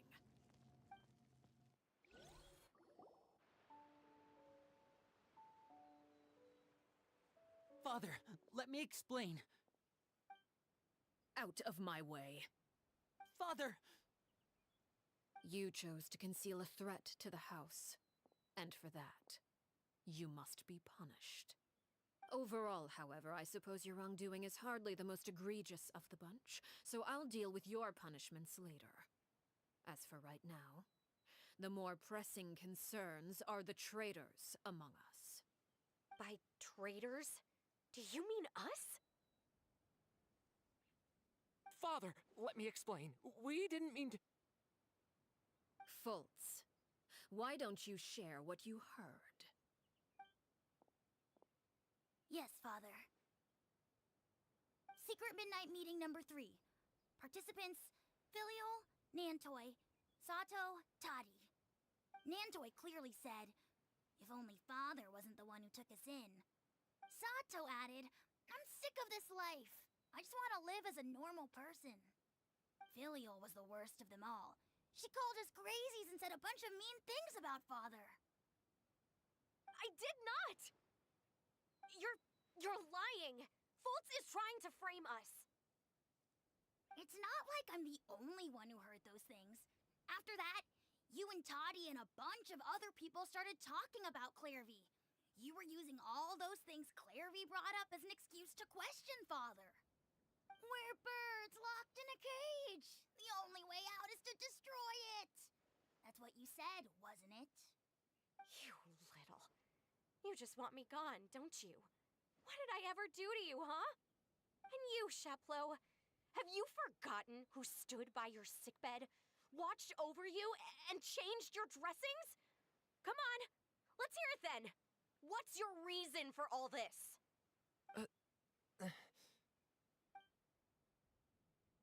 You're wrong, Filial. We don't want you to die. You're our family. Liar. You wouldn't be doing this if that were the case. So why? Why have you backed us into a corner? We all live in the House of the Hearth. You know the type of work we do, Filial. A single betrayal can cost dozens of us our lives. It's not like it's never happened before. That kind of thing is hard to forget.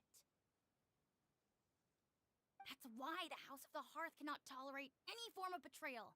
Ever since we came to Poisson, you've had 7 secret meetings. A lot of the things you talked about really crossed the line.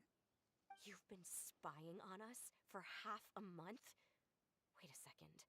Now that I think about it, the move to Poisson was just a way to make it easier to spy on us, wasn't it? Because we were all in one place. You've had this planned all along. Filial, Nantoi, I'm sorry. I owe you both my life. I owe Clairvy too. If it weren't for all your help after I got poisoned, I wouldn't be standing here today. If this were any other situation, I would do anything to repay that kindness, even if it cost me my life. But rules are rules. I'm sorry. My hands are tied. Why? Why? That's enough, Filial. We made a mistake, and we should own up to it. We broke the rules, plain and simple. And now we have to face the consequences. I'm sorry, Chapleau. Fultz. I'm sorry, Father. We accept our punishment. Chapleau, according to the rules of the House of the Hearth, how should these traitors be punished? All those who betray the house pay with their lives. And so it shall be.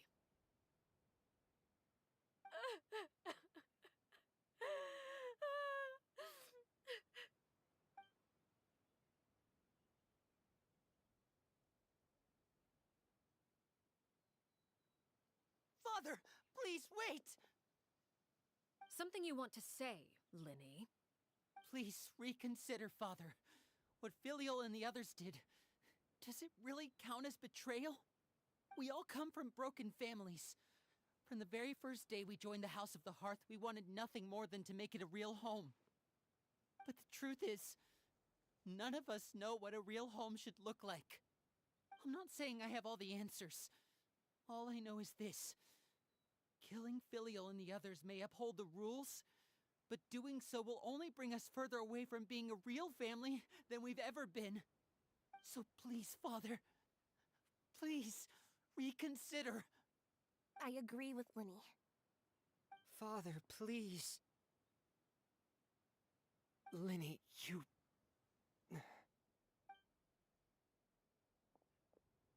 I also agree with Linny.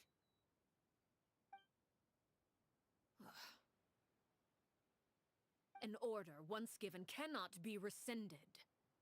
However, given the extent of your determination, I suppose we shall have to go about this a different way.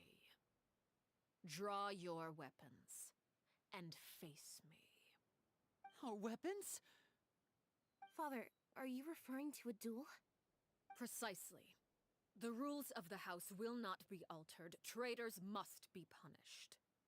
However, resolving disputes with a duel is also one of our rules, one that also applies to me. Demonstrate a sufficient showing of strength, and I shall offer a concession.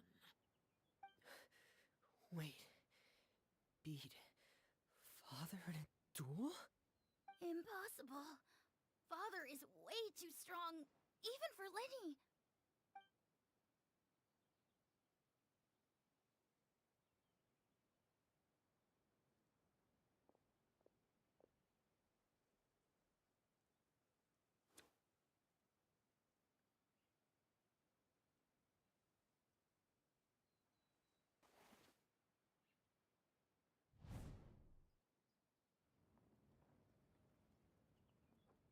Did you hear that, Traveler? Lenny and the others have to duel the knave. What should we do? Can they really win something like that? If they lose, those people from the house are really gonna be executed. Hey, are you listening?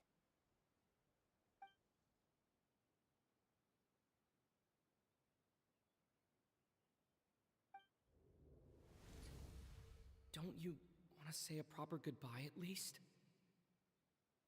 Anger makes you impulsive. Sorrow causes you to waver.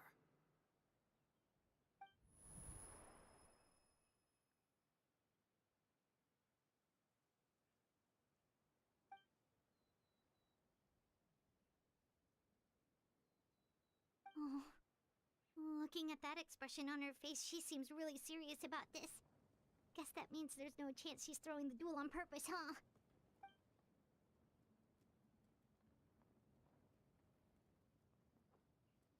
When guests are around, families are often on their best behavior. And any disputes are less likely to escalate. When the time comes, make the choice that you deem most appropriate in the situation, and lend your help to the House of the Hearth. What's wrong, Traveler? Hey, where are you going? Traveler?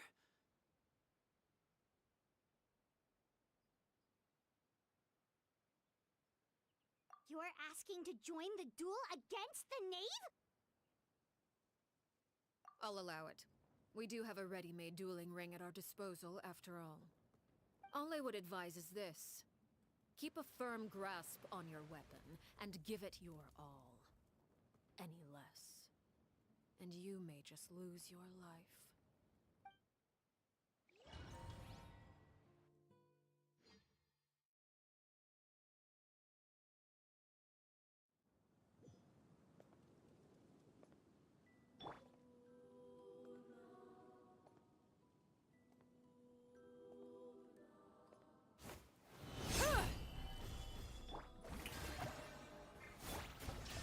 Is it my turn? Settle down. With these rising flames! Now that's more like it.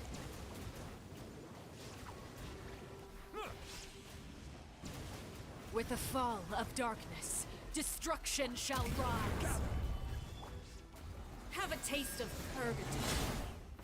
Time to shine. Hang in there.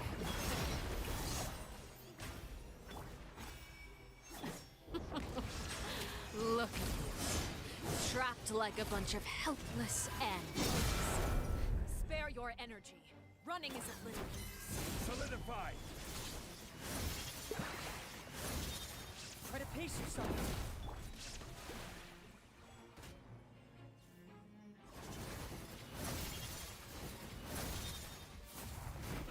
How amusing.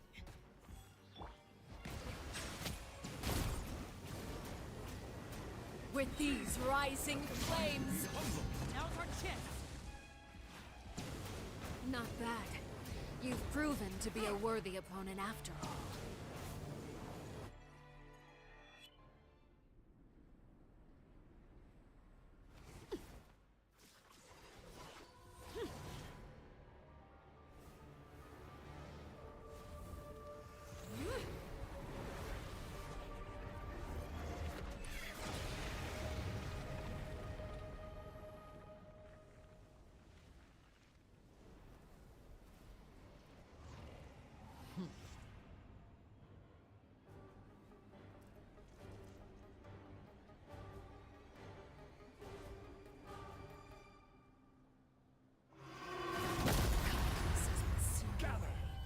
My blade is all that remains. Silence!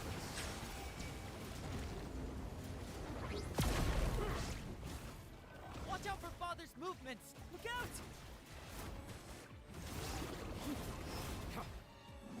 Bow your head.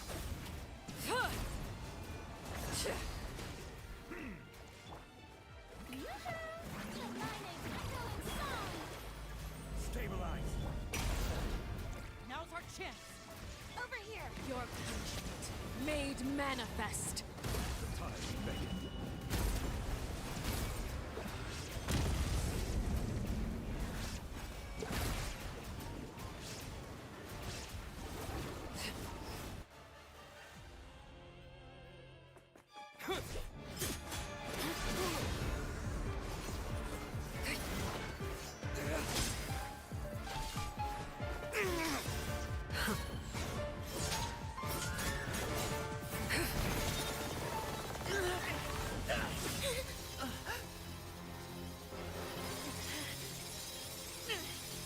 You should know better than to crowd in one place.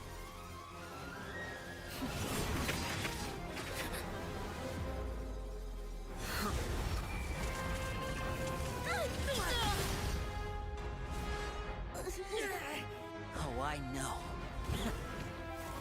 No! I'm sorry, Father!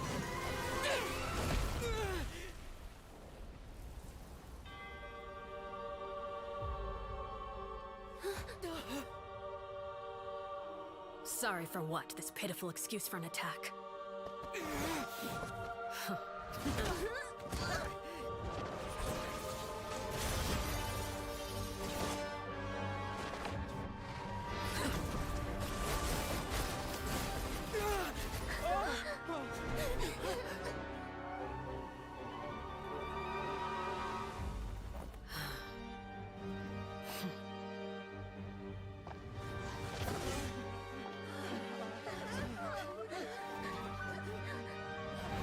Father, no!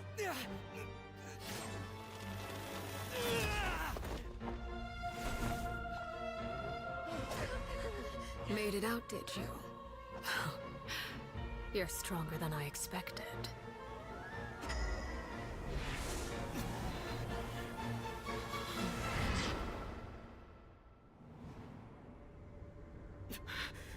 A crimson moon?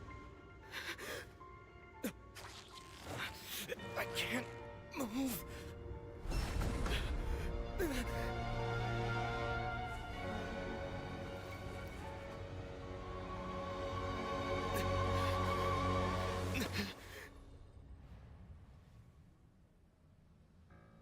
Still, not strong enough to beat me.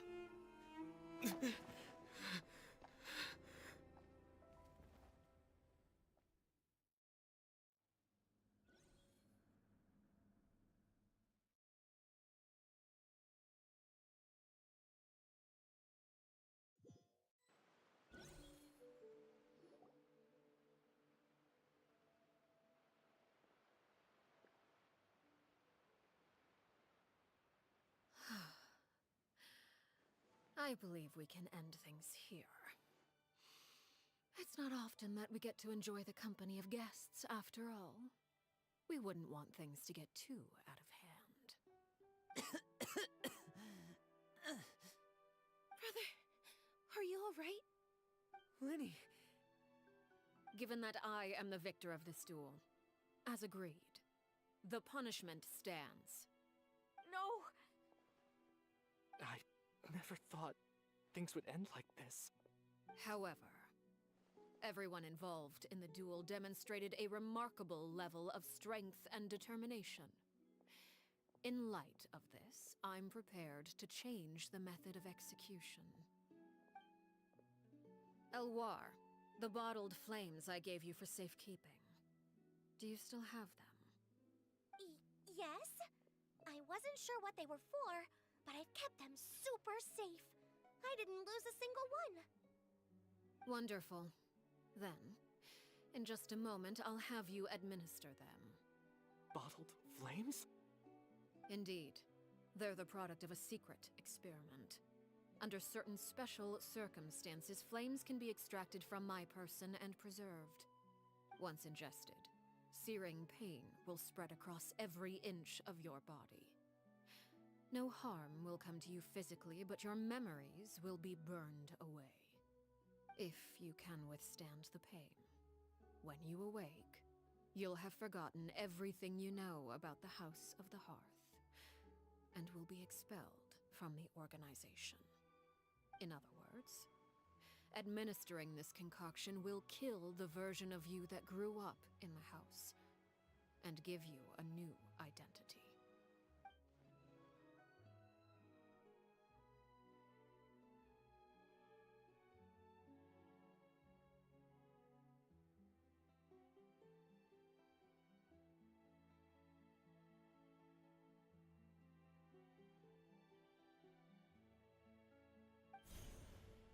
Memory is a mysterious thing indeed. Losing a portion of your memories will alter your sense of self.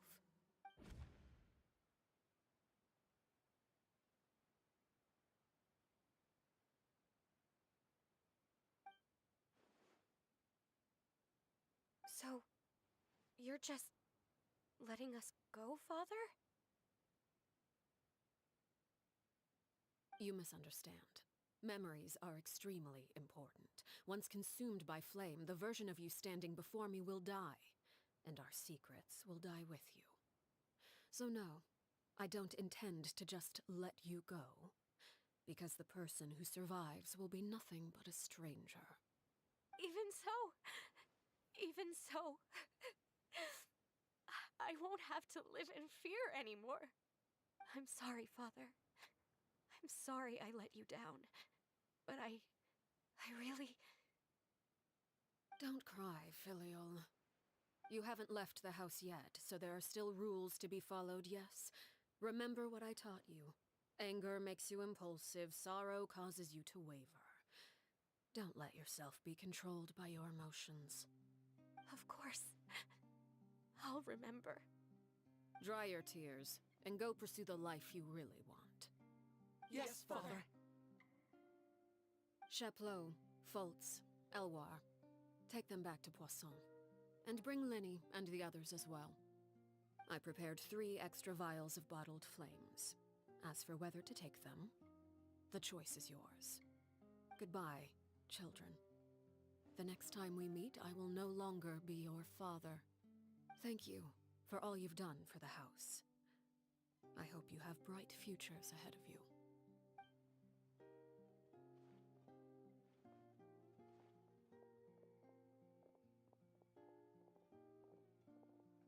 Father.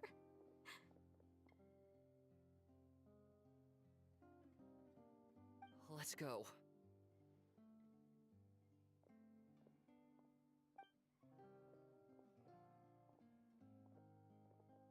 Here, grab my arm, Linny. I'll help you walk back. Thank you.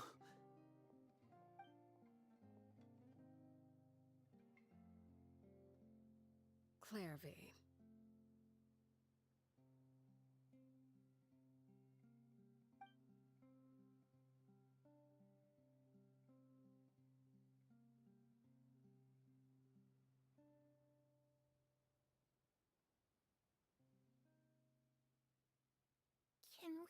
talk now? I've been waiting for a super long time. You really are Perry, aren't you? I haven't seen you in so long. How come you're all grown up? Wait, did I somehow travel to the future on accident? Or am I dreaming? What a long dream. Neither. You died, Clairvy. That's what happened. You could have at least sugarcoated it a little. Look, she's done speechless. Oh. Okay then. Huh? That's it? You accepted it just like that? Yep. If that's what Perry says happened, then I believe her. Perry wouldn't lie to me. Plus, I don't really need to know why I'm like this. I'm more curious about what happens in the future. If you're a harbinger now, Perry, that means Mother is gone, isn't she? Can you tell me about it? I want to know what happened to her. And to me. You never stopped trying to defy fate. At first, no one believed you. You could only vent your frustrations to the moon. In fact, you often sought comfort in the night sky. You wanted to see the aurora, so one night we promised each other we would go to Snezhnaya to see it together. Later on, you tried to run away, but you were brought back each time. Mother spared your life, but it wasn't out of kindness. Instead, she decided to make an example of you by slowly torturing you over time. That way, the other children would know what happens to traitors. Still, you never gave up. Mother hoped that through ruthless duel after ruthless duel, she would be able to crown an ultimate victor among the children she raised. But you called on everyone to unite, to fight to a draw in order to reduce casualties. Your efforts may have only delayed the inevitable, but still. You gave them hope. You tried everything you could think of, but every attempt ended in failure. Still, you never turned your sword on Crucibina, and you never turned it on me. On that gloomy day, you told me, "For the last 16 years of my life, I've done everything I can to fight for freedom. But now, I realize that the only freedom I truly possess is the freedom to choose to die." I never imagined I would say something like that. I must have been feeling really worn down. But somehow, I still think I understand. According to Mother's plan, only one of us was going to make it until the end. And I always hoped that person would be you. If I could do it all over again, I still don't think I would make a different choice. Even when I first met you, I knew you'd be able to do what I couldn't. Is that so? Even now, I'm not sure I truly understand what kind of freedom you were trying to pursue. But as the head of the House of the Hearth, and as the children's father, I've tried to give them the most basic of freedoms. The freedom to choose their own fate. It's something I discussed with the Iudex of Fontaine. The children who want to leave the house will have their memories wiped clean of all secrets pertaining to the organization. In return, they will be allowed to live a normal life in Fontaine without being prosecuted for their past. Of course, I won't simply hand freedom to them on a silver platter. They have to fight for it and prove themselves worthy of it. Only freedom that is earned has true value. That's more than enough. That's exactly the kind of life I was fighting for. You know, Perry, I think you're a pretty amazing king, and a really great father, too. I'm really happy that you're the one who took over the house. I guess I do have one regret, though. I still haven't seen the outside world. Well, it just so happens that our dear guests over here have been to many nations and traveled to countless places. Perhaps they would be willing to tell you what the outside world is like. Really? Of course! We've traveled all over the place. We've got so many stories, we could probably talk your ears off for 3 days straight.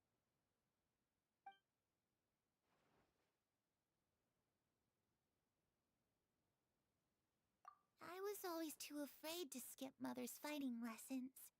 But at the academia, I bet you could do all sorts of secret things in class. Things that have nothing to do with studying. I'm just kidding. Being able to study whatever you want without having to fear for your life actually sounds pretty great.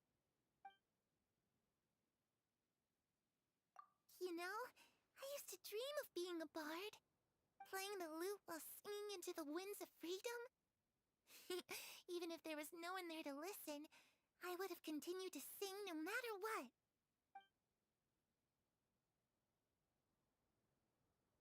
Those yokai you mentioned, what do they look like?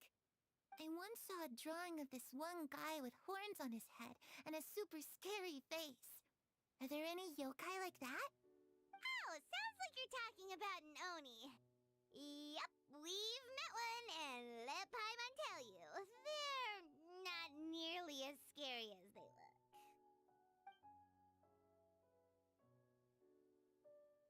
Ah, that's where Mora comes from. I never knew that before. If I had some Mora, I would buy 3 new dresses. One for me, one for Perry, and one for Mother. It's just too bad Perry doesn't like wearing dresses.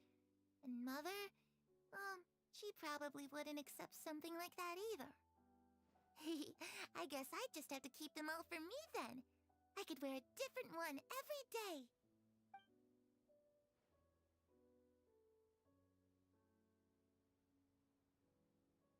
The situation was super dangerous. Lenny and Lynette were accused of committing a crime, and they were going to have to stand trial at the Opera Epicles. Oh no, that must have been hard for all of you. What happened next? Don't worry, we were able to turn the situation around super quickly, all thanks to Detective Paimon, of course. How'd you do that? Come on, tell me. Okay, so it was like this. After the failed magic show, we rushed to the scene and...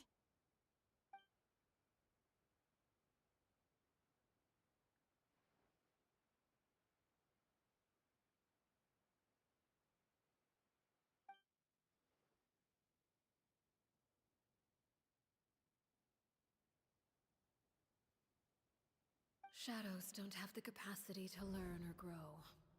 Any new information they encounter is quickly forgotten over time.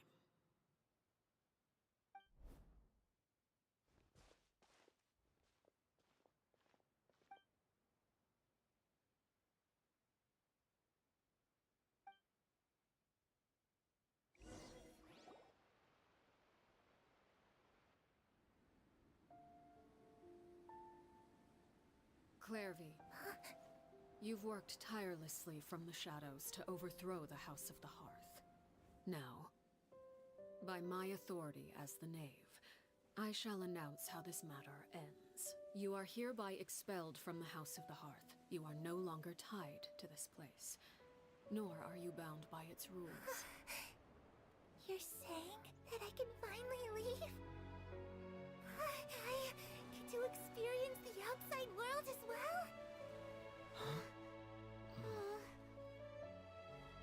Oh, I almost forgot. There's no getting older for me. Still, seeing who you grew up to be makes me really happy, Parallare. Take care of yourself. Goodbye. May we meet again someday.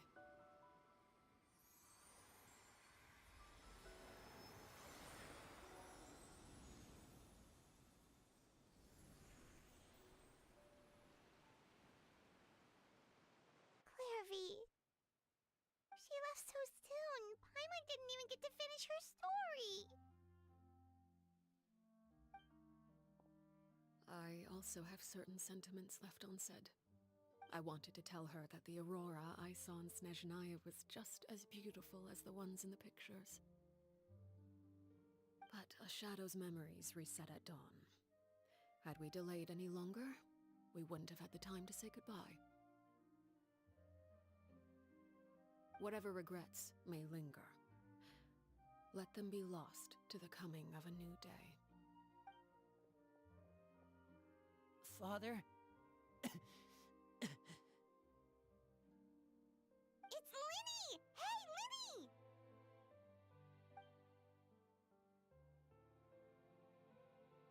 What is he doing back here? Let's go check it out.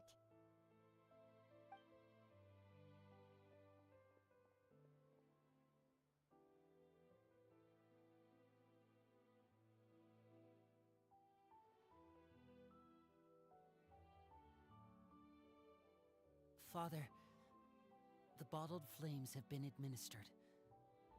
Filial and the others have left the house. And you? What have you decided? Thank you for giving us that choice, Father. But we never wanted to leave the house. It's the only home we've ever known. Lynette and Fremine feel the same way. They're recuperating back at the Hotel Bouffe d'été. But I decided to come back and tell you where we stood. I'm sure you're well aware of the expectations I have for you. I want you to follow in my footsteps and become the next king of the house. Yet you seem to have different ideas. I must admit, I'm rather surprised by your decision to stay. There's nothing wrong with choosing to live a quiet life. Leading this organization is a heavy responsibility, one not so easily carried by someone forced onto the throne. I just never understood what you saw in me. What made you believe I was deserving of that throne? You're brave, talented, and, most importantly, you cherish your family. You would do anything to protect them, even if it costs you your life.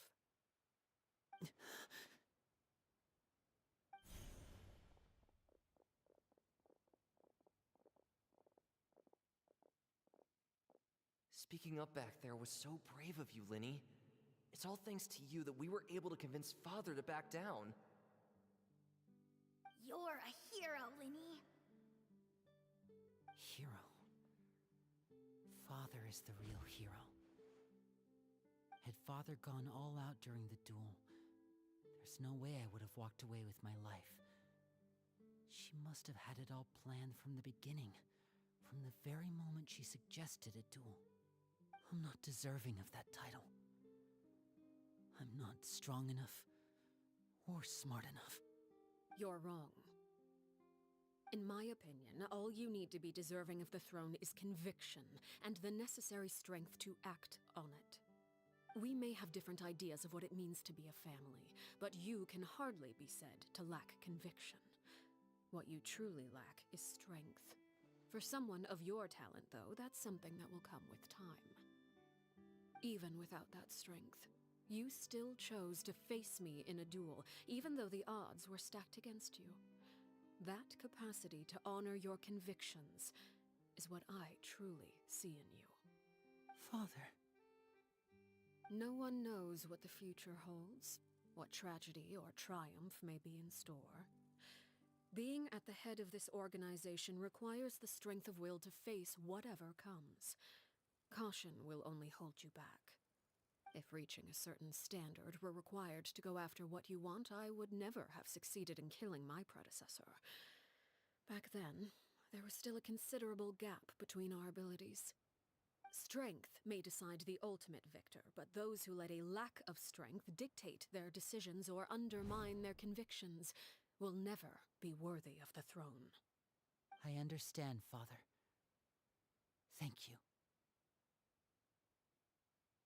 Children must grow up to surpass their parents. Only then can a family continue to flourish.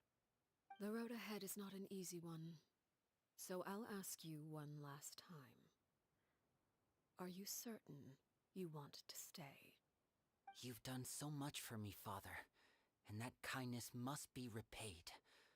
Plus, with Project Stuja at hand, there are many dangers ahead, and I, for one, don't intend to back down. Protecting my family at all costs. That's my conviction. Then you're welcome to stay. As for Project Stuja, you need not be too concerned. If those cowardly businessmen and heartless dignitaries try to take us down, I'm prepared to teach them a lesson. Having members who longed for the light was our organization's last weakness. With those members no longer among our ranks, the House of the Hearth is like a spider hiding in the shadows. We need only wait for our prey to come to us. At present, our imperative is to use their plan to our advantage. In doing so, a crimson moon shall rise amid the frigid blizzards of winter. No demonstration of loyalty shall go unrewarded, and no sacrifice shall be in vain. As for the two of you, whether we meet again as friend or foe, I'll remember the camaraderie we shared in this moment. No matter how arduous the journey ahead, I hope we both reach our desired destination.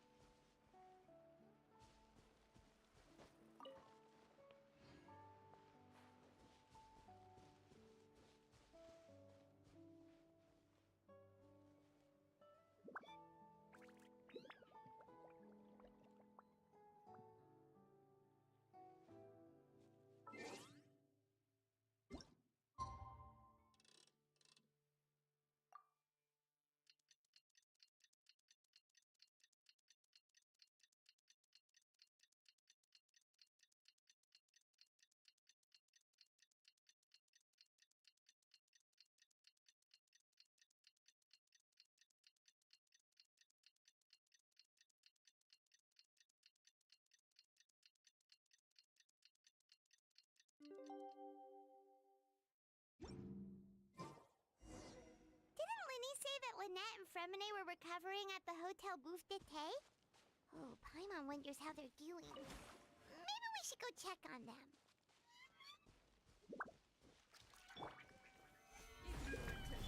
Shower me with praise!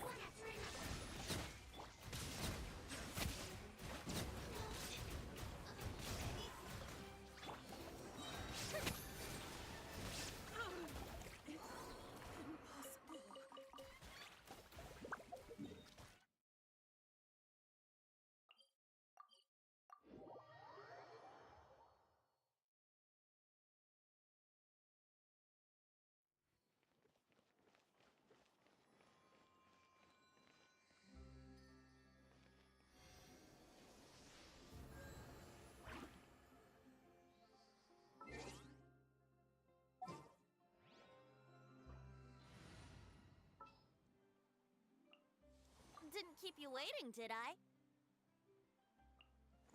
Can't sleep? Let's go for a walk then.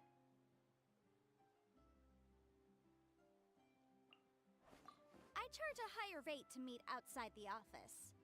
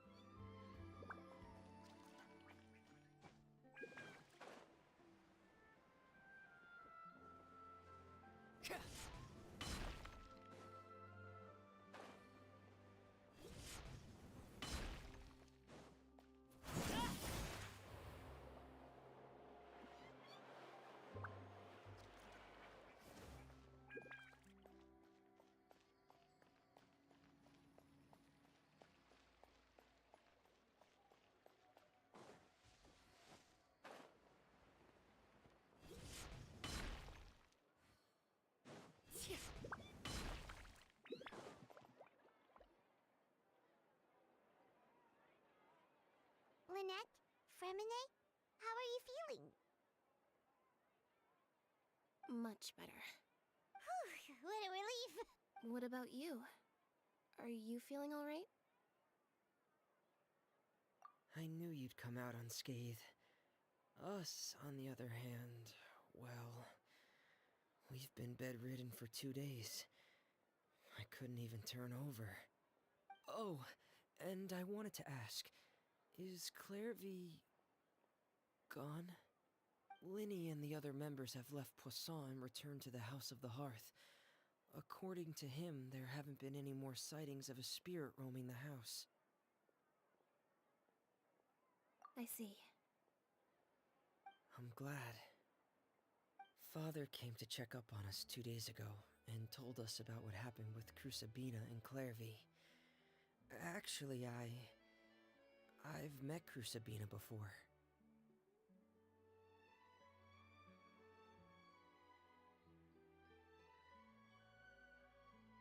Wait, what? You've met the former knave? Crusabina died a year after Clairvy. It was during the year between their deaths that I joined the House of the Hearth. Crusabina had an extremely cruel and radical way of doing things. While she was alive, the atmosphere in the house was suffocating. When I joined, though, the experiment she valued so much had already come to an end, and all the people involved, dead and injured alike, were gone. Crusabina never talked about the past with us newcomers. A couple of months after I joined, Father killed Crusabina and burned all her files. With that, the names of all the people subjected to her experiments, Clairvy included, were lost to the flames, along with the painful memories they represented. Father took in Lenny and me a couple months after that, but she never mentioned anything about Crusabina or Clairvy. It really seems like something she was planning to keep to herself. The last time you talked to her, did she mention why she kept it a secret for so long? She said she didn't want us to be affected by the darkness of the past. She was worried we'd develop a false sense of gratitude towards her if we knew about it. The foundation of a family should be free of any corrupting influence. Whatever happened in the past, it has nothing to do with who we are now. And that's what Father told us in the end. But I still thanked her for everything. It was only after hearing about what Crusabina did that I finally realized how insignificant our lives could have been. The members of the house meant nothing to her. To say that she valued them in any way, even just as a tool, would probably be giving her too much credit. If Father hadn't taken over the House of the Hearth, I probably would have already... Father rarely brings up the fact that she saved us. She doesn't believe that being indebted to her should be what ties us together. But even if we didn't owe her anything, we would still choose to stay. Because this is our home. We may have arguments or times when we feel wronged. Some people may even choose to leave. But as long as Father is here, we will always have a home. Whether the path before us is bathed in sunlight or shrouded in shadow, we'll follow Father wherever she chooses to go. So I wanted to say thank you for helping us make it through this crisis. Without your help, we could have lost a lot more along the way. Oh, we didn't do anything, really. Of course. You're welcome anytime. Are Filial and Nantoy okay? I actually saw them at a cafe this morning. They didn't recognize me. From what I could tell, they were drinking coffee and talking about one of the operas that started running recently. They seemed happy. If I had to take a guess, I would say they finally found the kind of life they always wished for.